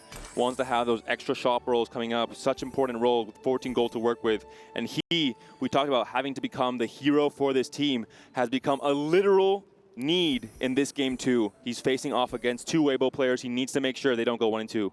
Yeah, Bintum's not going to roll here. The carousel is coming up. He's going to wait and see if he can get that Camille. That could be the pivotal moment in this game. 7 multi-striker gives you the additional healing to maybe work through a composition like portals. And I will say, being a portal enjoyer myself, it's very difficult to fight against sustained warriors. Bintum stay alive, 13 HP and a dream. Kassadin's still there, but he's finally been taken down. It's down to Akali. Akali's onto the Nami. Does the Nami get an extra chain CC? Not the case just yet. Akali is still alive. She looks like she will clean up the Rise. A big win for Bintum with Nyla doing so much work in this multi-striker board.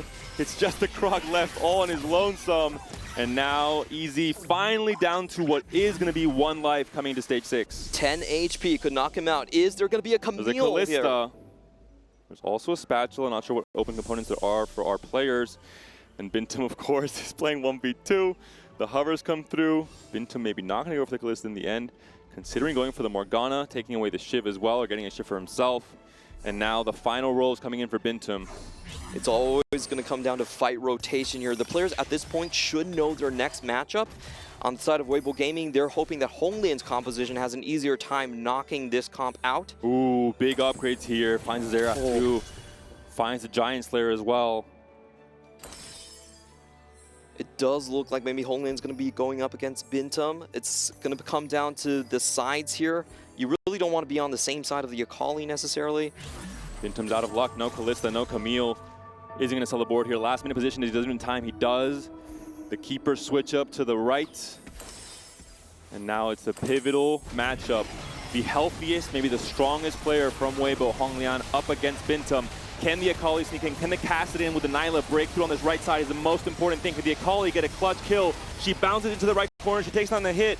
But now Xerath is casting. Can Nyla become the hero that Bintum needs her? He's played her on her board the entire game. Got the sustain. Can this Nyla clean up? Does the Xerath cast in time? He does it. The Nami stun comes through. But the Leviathan is not enough. There's no damage. It's just CC and there's no one else to accompany. Bintum stays alive and fights for the hopes of T1 to stay in this series, to force a Game 3.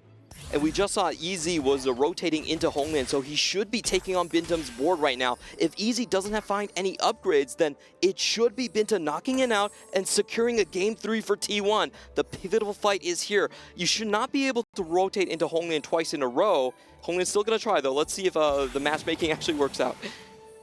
We're seeing the O-Cage business positioning once again. Not just the frontliners up front, but 3 units on the bench here for Honglian, making sure his Wait, teammate is Easy stays really alive. going to get Honglian 2 times in a row?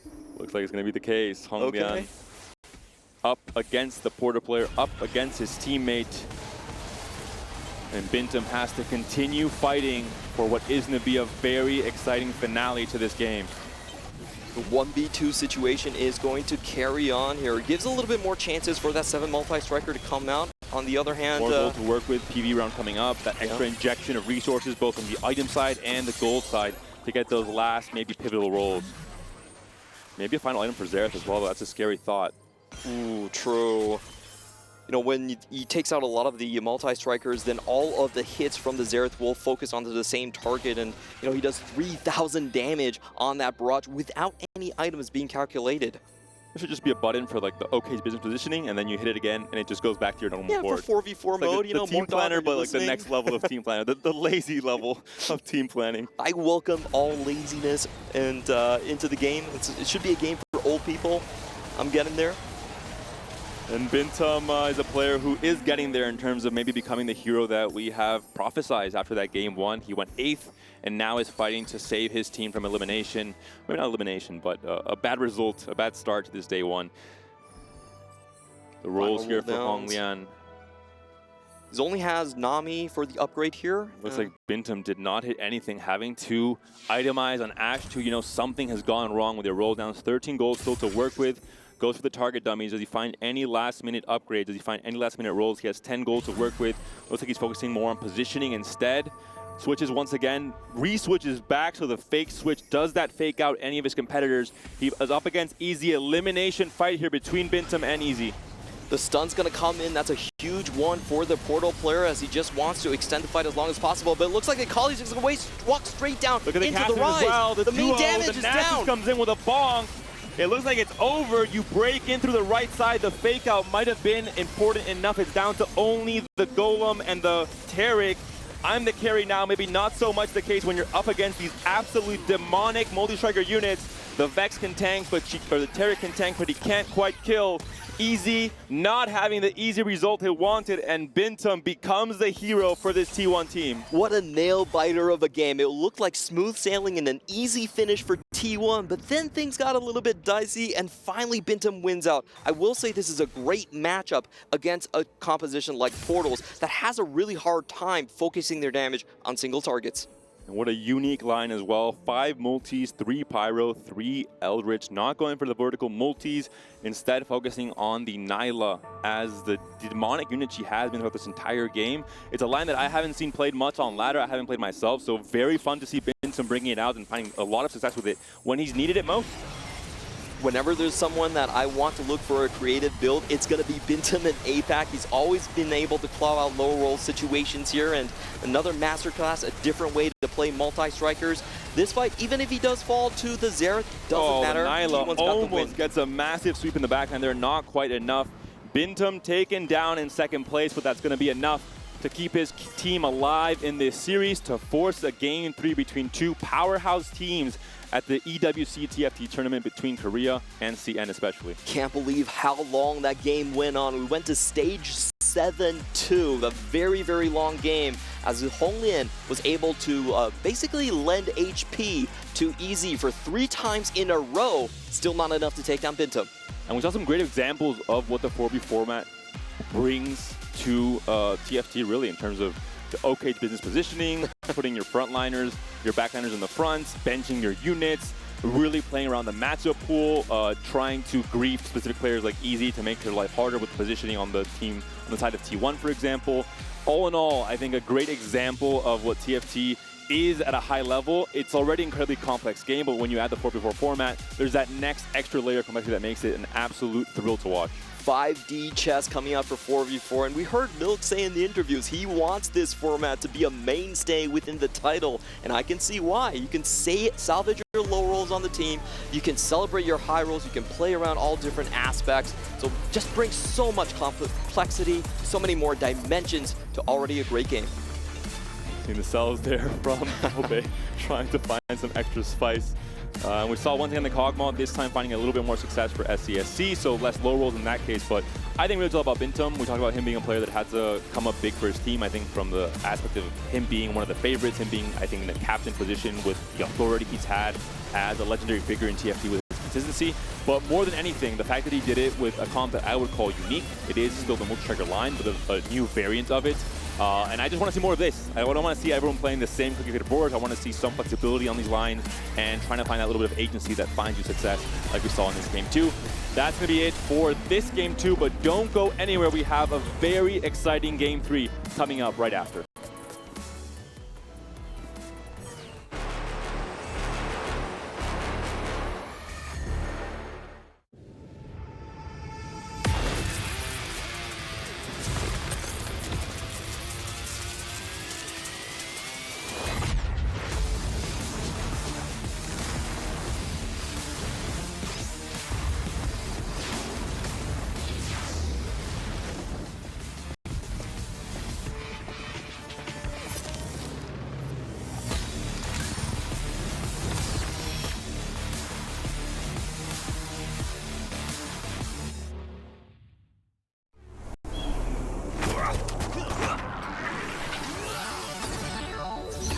Ready, set, go.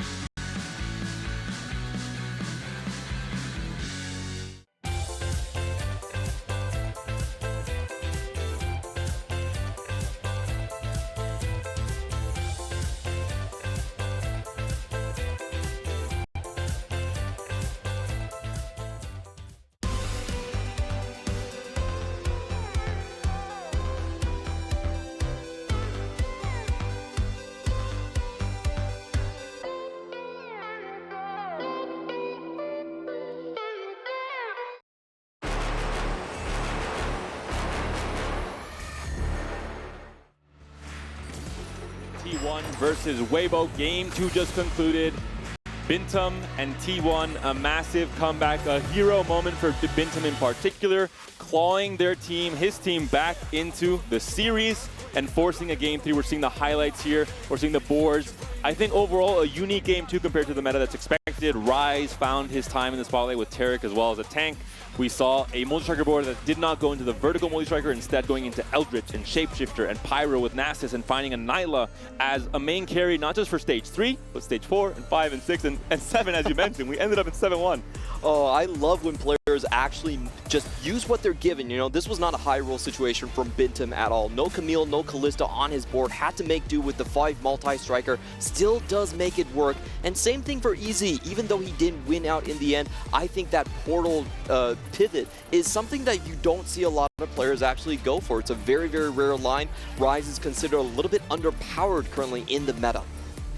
And all in all, we saw Zuni as well coming back from kind of a low roll stage 3 with the itemization, with not finding the Radiant Trojan, having to go for a Rage Blade instead, and still a respectable 5th place with a, I would say, low roll Syndra spot. So all in all, a very exciting game 2. I think a game 2 that really showed us and showcased the power and the energy and the entertainment that 4v4 brings to TFT.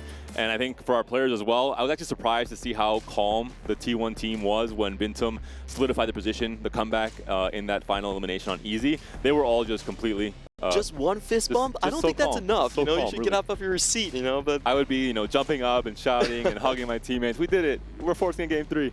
it does feel like you know, part of the stoic Korean esports mentality. T1, a very storied organization, has a lot of experience in these situations to make sure their players are always tip-top in terms of their mental shape. Do we see some last-minute switches on the portal voting? Do we see some mechanics coming into play at the start of this game, or will it be the 3-cost champions? No treasure golems. No one wants to spice it up. I think this just means that all players believe in their own individual skill. They don't need any kind of crazy high rolls to come online instead. I gotta say, in terms of portals, this series has been very, very mundane. You know, nobody going for the interesting things, just early gold at the start of the game. 3-cost portal, though, does mean that you can see some potential 3-cost lines being opened up if some players get some early Wukongs, or even here, early stacking Vigar is a very clear indicator into a composition. Oh, Clement, what powers do you have in terms of bringing units onto the board? Can you maybe stop that? Wukong is definitely the one that you want to look for. If you get a spin to win, it's just so good. It gives you 2 extra Wukongs for the, you know, potential stage 2 Wukong 2. It does give you the potential to be griefed by many players if you are going into a hero augment, which is one of the dangers of picking up very strong hero augments in this format. We did see a Veigar comp off stream on the B stream from branching out from the French team in Group A at the very start of the day. So we have seen it in the tournament already. I think not on the mainstream, though, on this A stream. So it's something we could potentially look forward to in this game. We have the mages being held here as well. Do you remember how it did? I think it went like 6th or 5th. It was Potable playing a French player.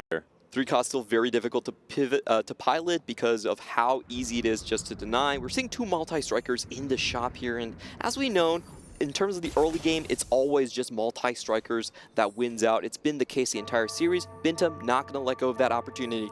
You know, Bintum is doing a Panda cosplay. I think this will be his 3rd game of multi-strikers if he commits to this line once again. So, you know, if I was in this tournament, Bintum, I'm right with you. I would have played maybe a little less of a worse variant in that game too. I wouldn't be the hero that you were, but all in all, seems to really favor the high tempo, the explosiveness that this comp, I think, gives players, and really the agency. I think positioning, if you're good at it, you really excel with this line, or you can excel with your flexibility. We've seen mixed results, but we know that it's one of the highest win rate augments in this Magic and Mayhem set 12. It does seem like T1's strategy has been more focused around just playing tempo, holding hands together, and filtering the card pool. 2 high-stakes augments being shown here. It is very tempting to go into Scoreboard Scrapper. This is mainly a warrior augments that we've seen in the meta. Very good for Cassian as well. Oh, true. You get both of the 80 and the... Oh, this is even better. Even better for Cassian.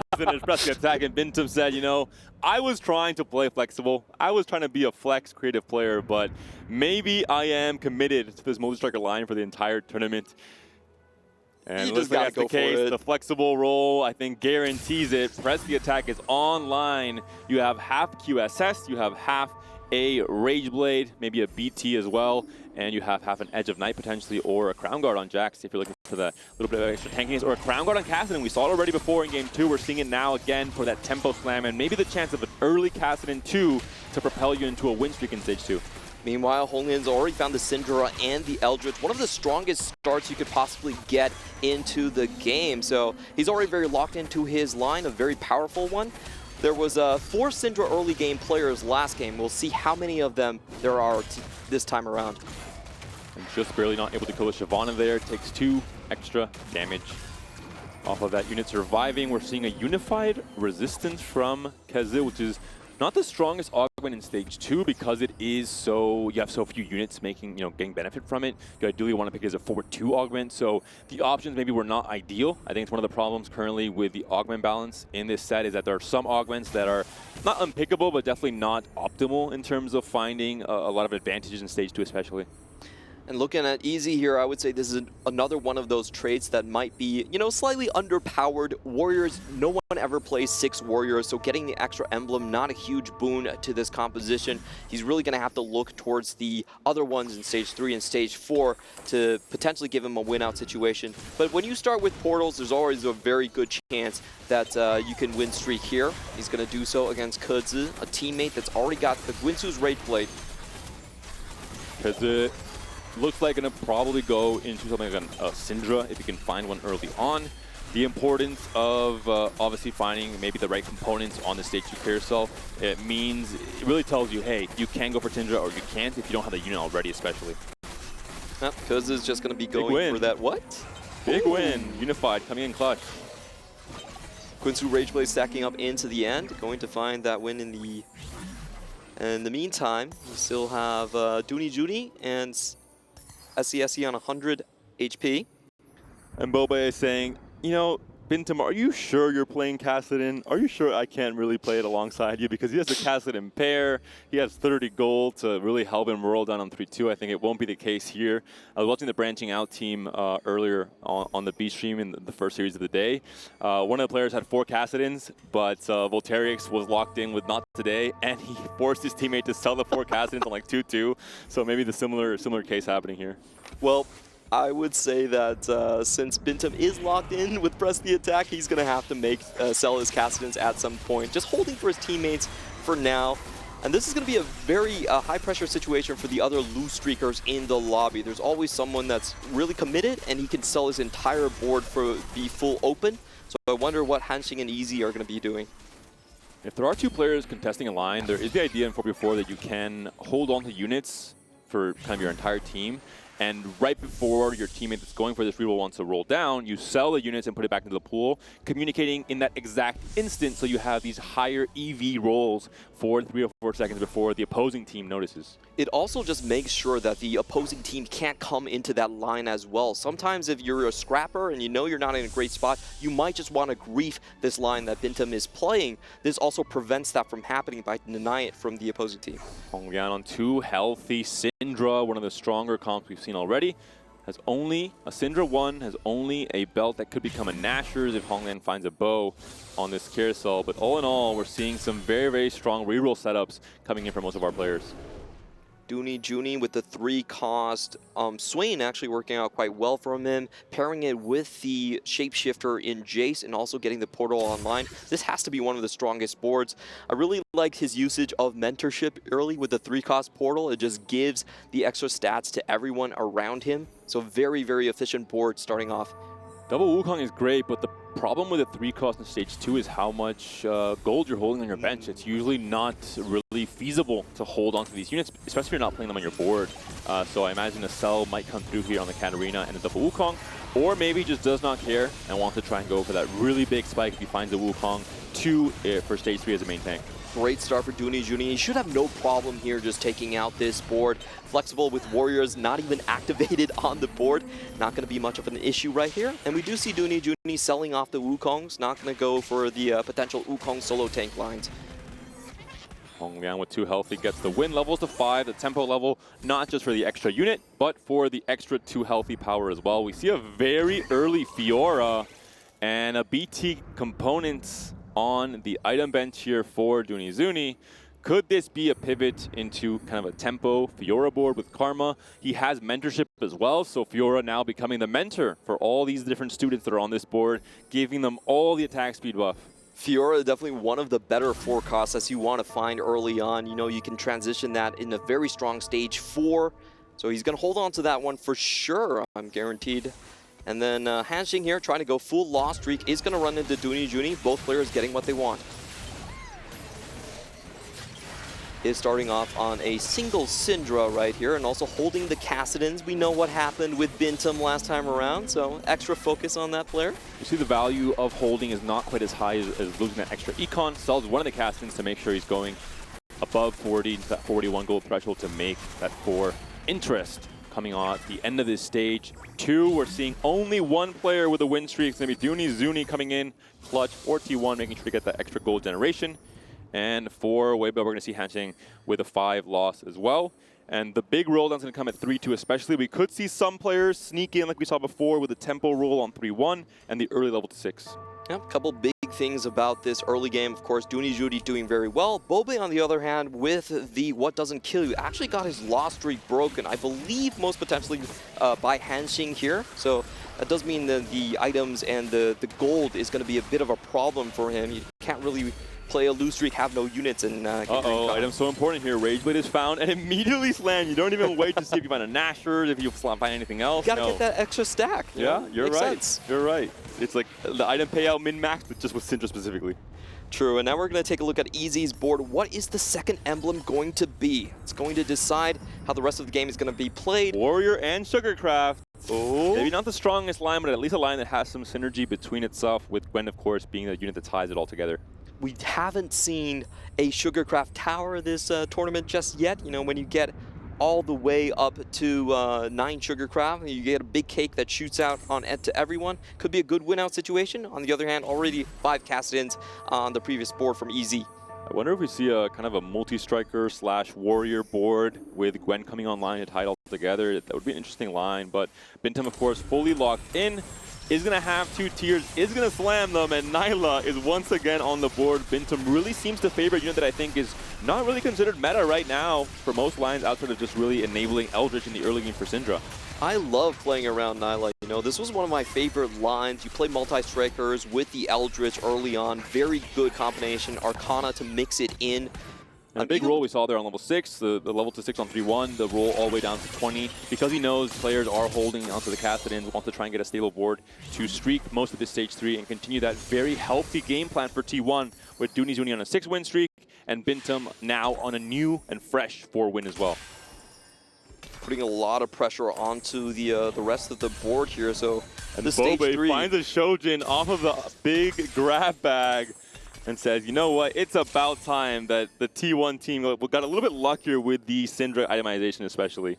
The This is going to be the as well, full so big. pressure in from T1 coming down here. They have top 1 and top 2 in the lobby. You just want to roll deep and make sure all these win streaks keep on pressuring them to make sure there is no cap coming out from the side of Weibo Gaming. And a perfect reforge onto a bow. Hey, you already got all the bows you need for Syndra. You need tank components now. You find the best tank component in the game, in my opinion, right now. Maybe the cloak.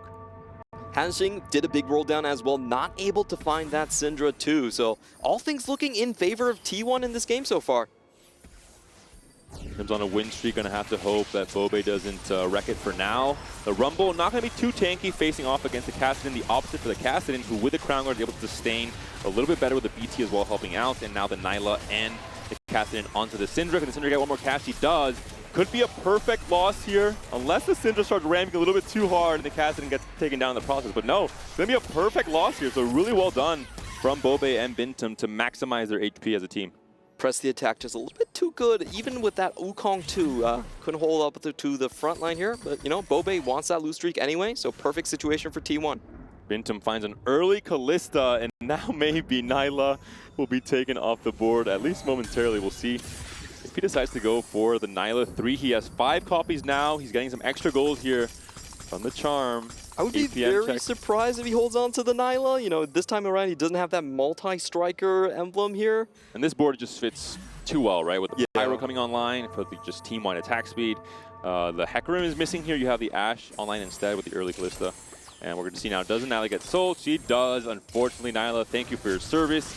This game, a little bit shorter than game 2. Kutz on the meanwhile still using the Nyla as a transition. Gets a great stun off with the Shen onto the Castanet as well, but not enough to go against press the attack multi-striker 5. Zillion does get a stun, but not going to do quite enough.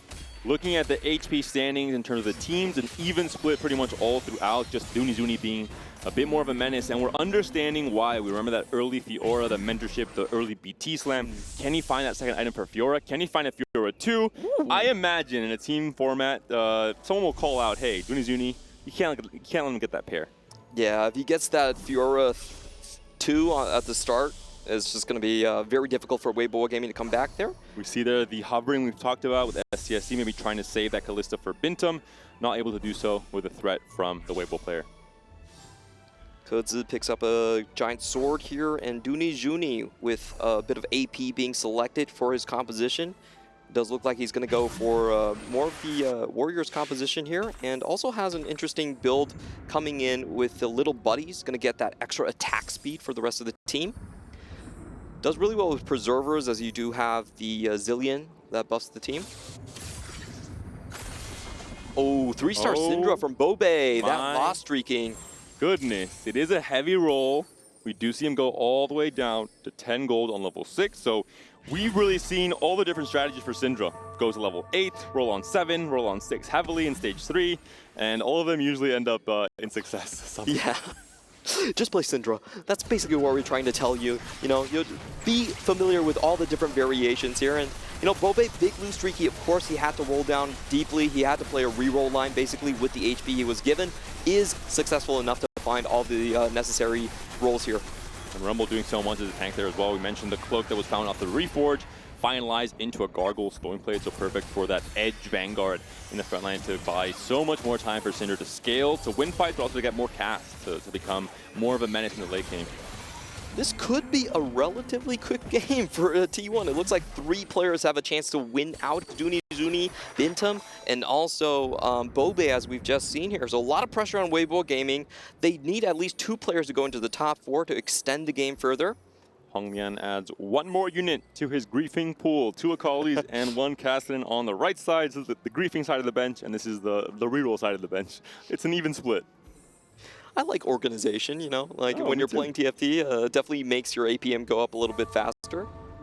And flexible has become a lot more flexible. We're seeing a combination, a little bit of everything, you know, sugar and spice and everything nice. I love this combination, but did he find the Arcana? That's the most important thing if you play this. He's going flexible into Trait Tracker. You know what you can do? Get Tinker and just reforge an entire combination of augments and you know, play the roulette, see what you get. He has a 56 HP to work with. Things are not looking good for him right now, but as you said, if you can reforce the Arcana and get that online, it's a very powerful win-out condition. And I really do think that's where a charm like Tinker will come in. It's a charm that you can play for as a win condition. There's a few combinations, of course. We've maybe seen Build-A-Bud into Polymorph in Stage 2, for example. There's some very strong niche combinations of charms with specific augments and setups that if you're aware about them, you can really have a massive edge in TFT in set 12. I like how he has 7 emblems and none of them are repeats. Definitely a bit of a low roll for Easy Hey, right the augment here. is called flexible for a reason, Clement. It's not called force of vertical. It's not called prismatic trait. It's called flexible.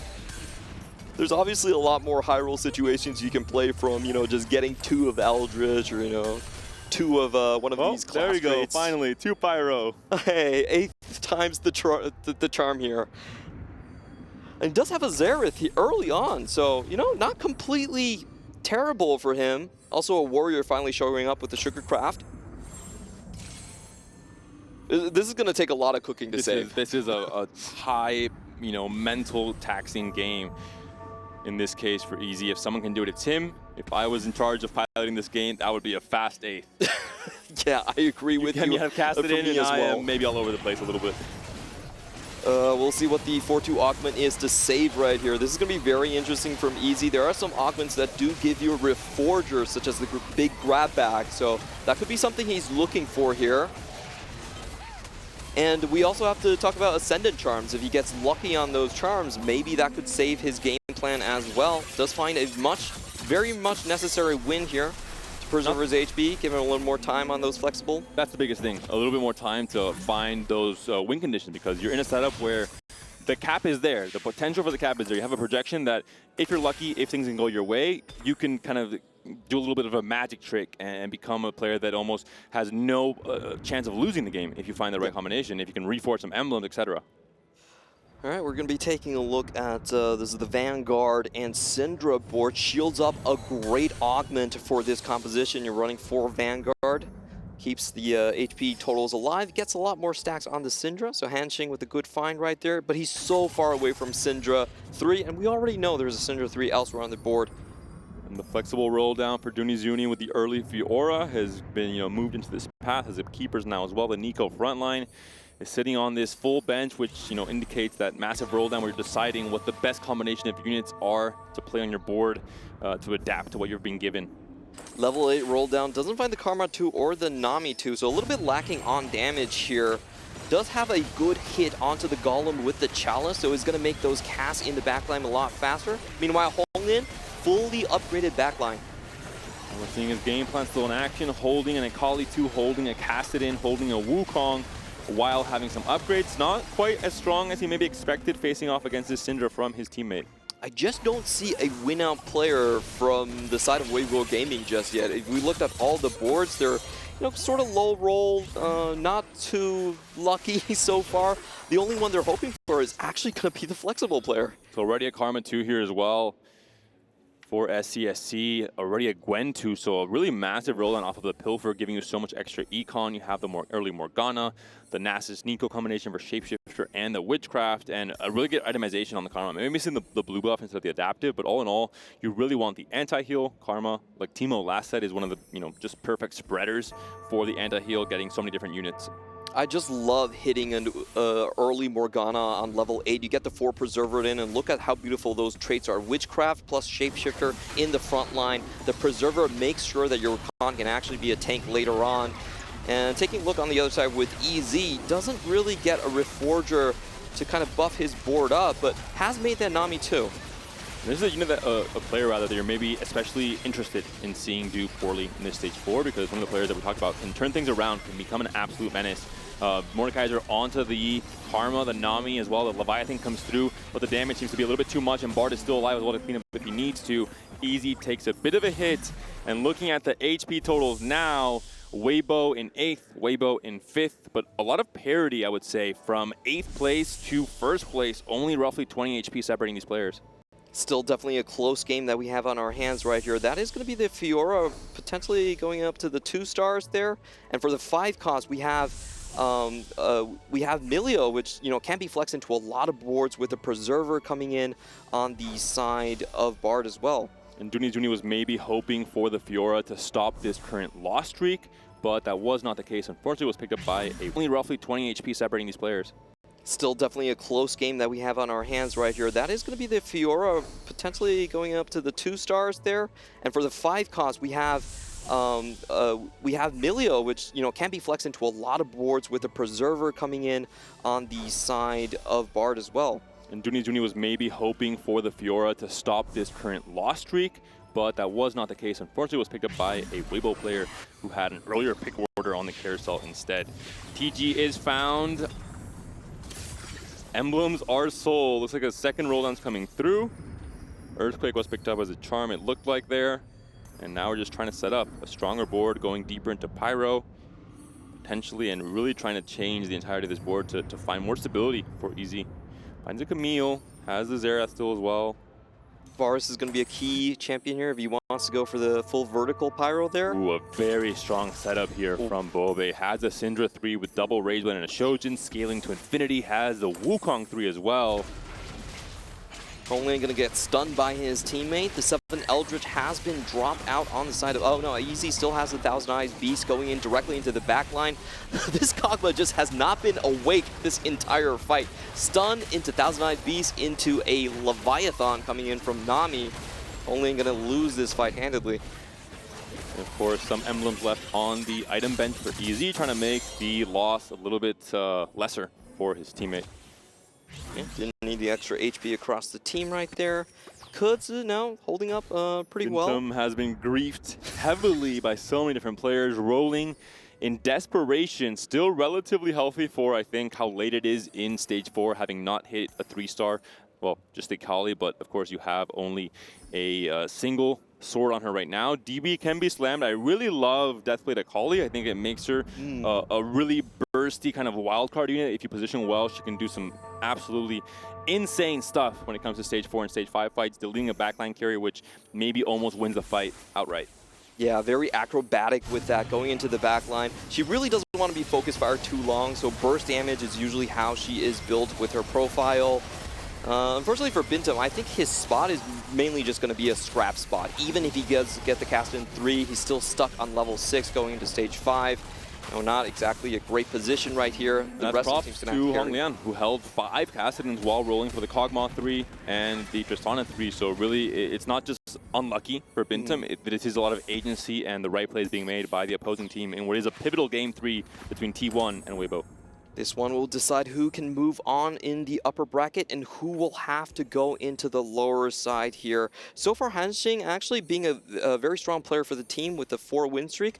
Kudzu, in the meantime, it's been a while since we looked at his board, 38 HP, but was able to stabilize and is very close to getting that Rumble 3. And the difference between the T1 team, we saw at the very start, end of Stage 2 rather, Juni and Bintum at the very top of the leaderboard, T1 dominating, now at the very bottom and fighting for their lives. A loss for Dunizuni, who I imagine has not found the Fiora 2 even. And for Bintum, also a big loss streak. Finally finds the cast in, but is it too little, too late? You don't have a chance to really tempo to 8. It's going to be almost impossible to fit 7 multi because you're just not going to make it in time. Already coming to stage 5.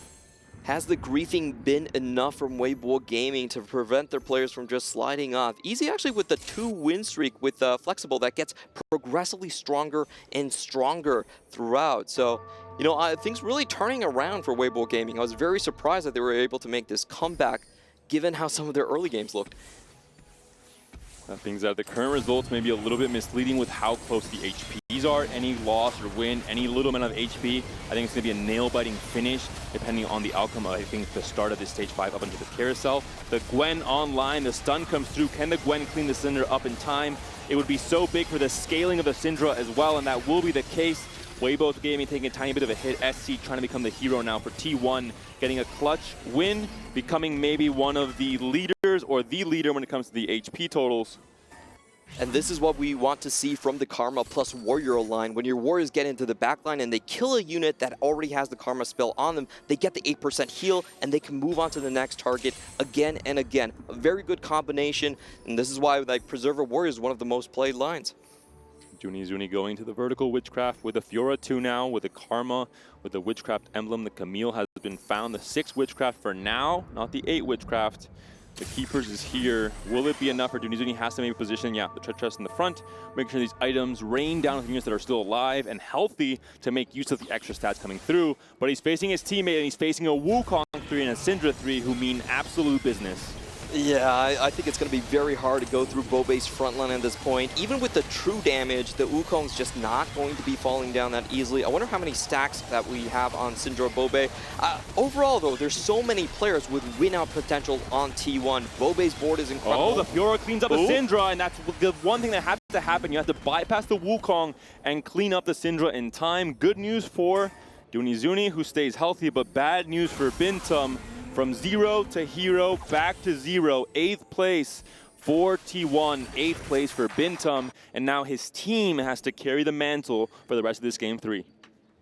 Easy looks like he's turned things around. We're not really sure if he found maybe a TikTok or something. Not a TikTok, but like a Reforger or something. But 4-win streak late into the game with Flexible. Now it's about Honglian. Can he actually move up a little bit in the placements? He does have the fully upgraded backline.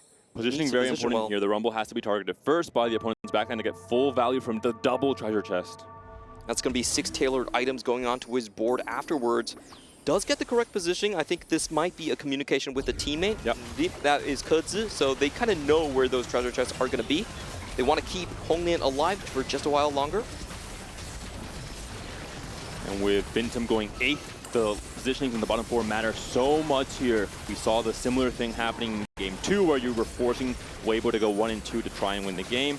And that might be the case here as well. The Kalista cannot clean up. It's going to be even parity now. Both of the Weibo players down to what is going to be 1 life. Kezi on 13 HP. Honglian on 13 HP. Bobai looks like he stays healthy, and SCSC as well. Carousel coming up. Some key items and key 5 costs potentially coming through. Just Emilio and the Diana for now. Yeah, these 5 costs not really holding the core items here. Look at this HP, Clement. My goodness. Oof. These fights will be so impactful. The positioning, so important. Already 3 players below 20 HP. You know, on stage 5, the base damage you're going to take is 10. So, you know, we could realistically see Kudzu and Honglian going out together in the very next fight here. Still some big upgrades required. We're seeing Easy still has a Fiora 1, still has a Nasus 1. Kudzu, can he actually find that Kalista too? That's going to be the key one for him. Major Wish is found. What's going to be the result? Finds 2, well, 4 cost and a 5 cost. Does actually get it. He didn't have it in the previous fight, so that's a huge find for Kudzu. And the Briar as well has some interesting items. Red Buff and Deathblade, at least, you know, some items that give her some attack power, some potential as a carry as well, as a secondary carry outside of the Kalista. All right, both of these players below 15 HP. Can they hang on to the fight here? SCSC looks like the front line's in the wrong position. But again, the backline damage is coming in on that right side, so maybe you're fine, especially if the Tristana can kind of move some units out of the way if they get too dangerous, and that's going to be the case right now. The Rumble, or the Nunu rather, tanking so much, but the Nas is doing the same. Tristana now being targeted by the Bard. The Bard gets cleaned up, the Kog'Maw is left alive all by himself. A big loss for Honglian. Is it big enough? Looks like the answer is no. I think Honglian will be staying alive. Bobe also gets a hit. Hansing stays alive, stays healthy, stays in the lead with 34 HP. No player gets eliminated. Rather, no. Honglian gets taken down, evening out the eliminations for T1 and Weibo. Kezi stays alive on 2 HP. Bobe also on 1 life. The rest of the players should be on 2 lives for now. Oh, this is huge. Any one of these placements is basically a 2-point swing in any one of these teams' position. And you know, the total amount of points you need is just 19. If you get 19, you're guaranteed to go through into the winner bracket. Let's see if Kudz, what is this fight rotation gonna give him? For Bobe and for Kezi, decided all. Syndra 3, Wukong 3. Is it enough? Rageblade on both carries, 1 of 2 cost, 1 of 4 cost. But Syndra has been scaling all game. She's been preparing for this moment, casting again and again and again, reaching over 100 casts to try and clean up the front line in time. The Rakan and the Briar being targeted here. The TG not quite good enough, just too much healing. The Karma is also still left alive. The front line is wrapping. Kalista's taken down. Kez taken down as well in 6th place. Zuni's taken down, but who takes more HP? I think it was a pretty big loss for Kez for Weibo. Because it takes 12 HP below 0, and that does mean that things are tied out now. Essentially, it's going to come down to who's able to win or who's able to have kind of that 1 in 3 setup instead. Yep, 1-3 setup will give you a +2 points, just enough to move forward. And 2 players now, both from T1, actually on 1 life. So this is getting very close. On stage 6, the damage will knock any of them out. Even the damage between themselves is one of the dangerous things where HP preservation matters so much. It doesn't matter if Bobe and SCSC are the 2 strongest players in the lobby. If they face each other, 1 player gets taken down, and that means it's a guaranteed win for Weibo in this incredibly close series. We predicted it coming into it. I think it's one of the best matchups of this day 1. 2 of the strongest teams in the tournament, and we're seeing why. It's a nail-biter, so close between all the different strategies we're seeing here. I'm sweating in my palms right now. A lot of this is going to come down to fight rotation. Unfortunately for them, it is not the best final scenario. item for Karma. Even Shroud Karma is maybe not the ideal, so T1, a little bit of a grief there when it comes to the itemization. The roll down coming through from SCSC, trying to get as strong as possible, has to pop the item amble, has to fix his positioning. Does he have time to scout as well as the important thing? And the Wukong on the opposite side of the Syndra, did he want to flip in time? He is facing SCSC, and this is maybe the problem we were talking about. 11 HP, we're in stage 6. I think it's almost impossible for both players to stay alive. One of them will go out here, and it's going to have to be a team kill situation. In this type of scenario, you want to keep the strongest person still in the running for first place, and then carry the team back. It looks like it's going to be Bobe with the hopes of T1, but no, Desperate Plea was found by SCSC. No, he's taking down, he's taking down. He's taking down? I think it was a delay in the damage taken, but potentially we'll see now. It looks like he's alive in game. And no, it was Desperate Plea. You were right, Clement. He's still alive. And that's maybe what the roll down was coming here, to find the right charm. That was huge. My goodness, a Desperate Plea was needed, and he was found. SCSC stays alive. We didn't mention it in our breakdown of what this format brings to the table for the top 4, but so impactful, my goodness. After the 10 seconds, we see the Golden Shield coming out, escorting T1 to a potentially higher placement for one of these 2 players. Now it has to be a crossfight between these 2 teams here. It's been a while since we see Easy's board. He has so many different emblems at this point, and Flexible just keeps on scaling. And Bobe on the right side versus Hansing, the Syndra. Left alone on this right side, not going to be targeted by any units. It will be a front-to-back fight. Syndra on both sides, Karma on both sides. The Nami ult could be important, but the Xerath, if he snipes the Syndra. It's a big loss for Hansing. It's an elimination for Hansing. Weibo, 1 player taken down. Will it be 2? It looks like it will be at least a very big loss for T1. Will it be big enough? Who took the bigger loss? It will be SCSC. And now Bobe has to win this game. He has to be the hero that Bintum was in that game 2 to secure a win for T1. And Easy, once again, the player that I think is in the spotlight for Weibo in terms of coming in clutch at the end of the game. Both of them are very low econ, so the charms are not going to matter as much here. But the big find, 4 different units for the Syndra to chew through here with her abilities. Positioning on the Wukong and the Syndra so important. The snipes from the Xerath, who targets randomly, can also be very impactful in this final fight. Really good positioning here, avoids the 7 Eldritch. Thousand Eyes God is going to jump into the largest group here, so Syndra can't continue to deal damage. Avoids the Nami stun as well onto the Syndra, really big for the Rage Blade stacking. Can the Syndra do enough? Has she scaled enough into this game? Can Bobe become the victor? The Wukong is buying so much time, surrounded by so many units, and Syndra starting to clean up on the back line. It's already a the 2v7? damage units are taken down. Wukong is still spinning to win. Can Wukong do it? He can, but Easy still stays alive for one more fight and one more carousel. This is so exciting. These players coming down all to the wire. Flexible, the high-stakes Akhman being alive for so long, but Bobe with the indomitable Syndra. Easy's going to deny another AP item on the side of Bobe here, making sure it doesn't go over towards the side of Karma. Positioning once again so important. It really worked out well for Bobe in that last fight. We saw everything going to plan. The Syndra sniping the backline first, the Wukong buying time on the right. As you mentioned, the summon being extracted for long enough, not getting onto the main damage, which is the Syndra. The Nami ult as well, missing the Syndra there. I really think you want the Nami on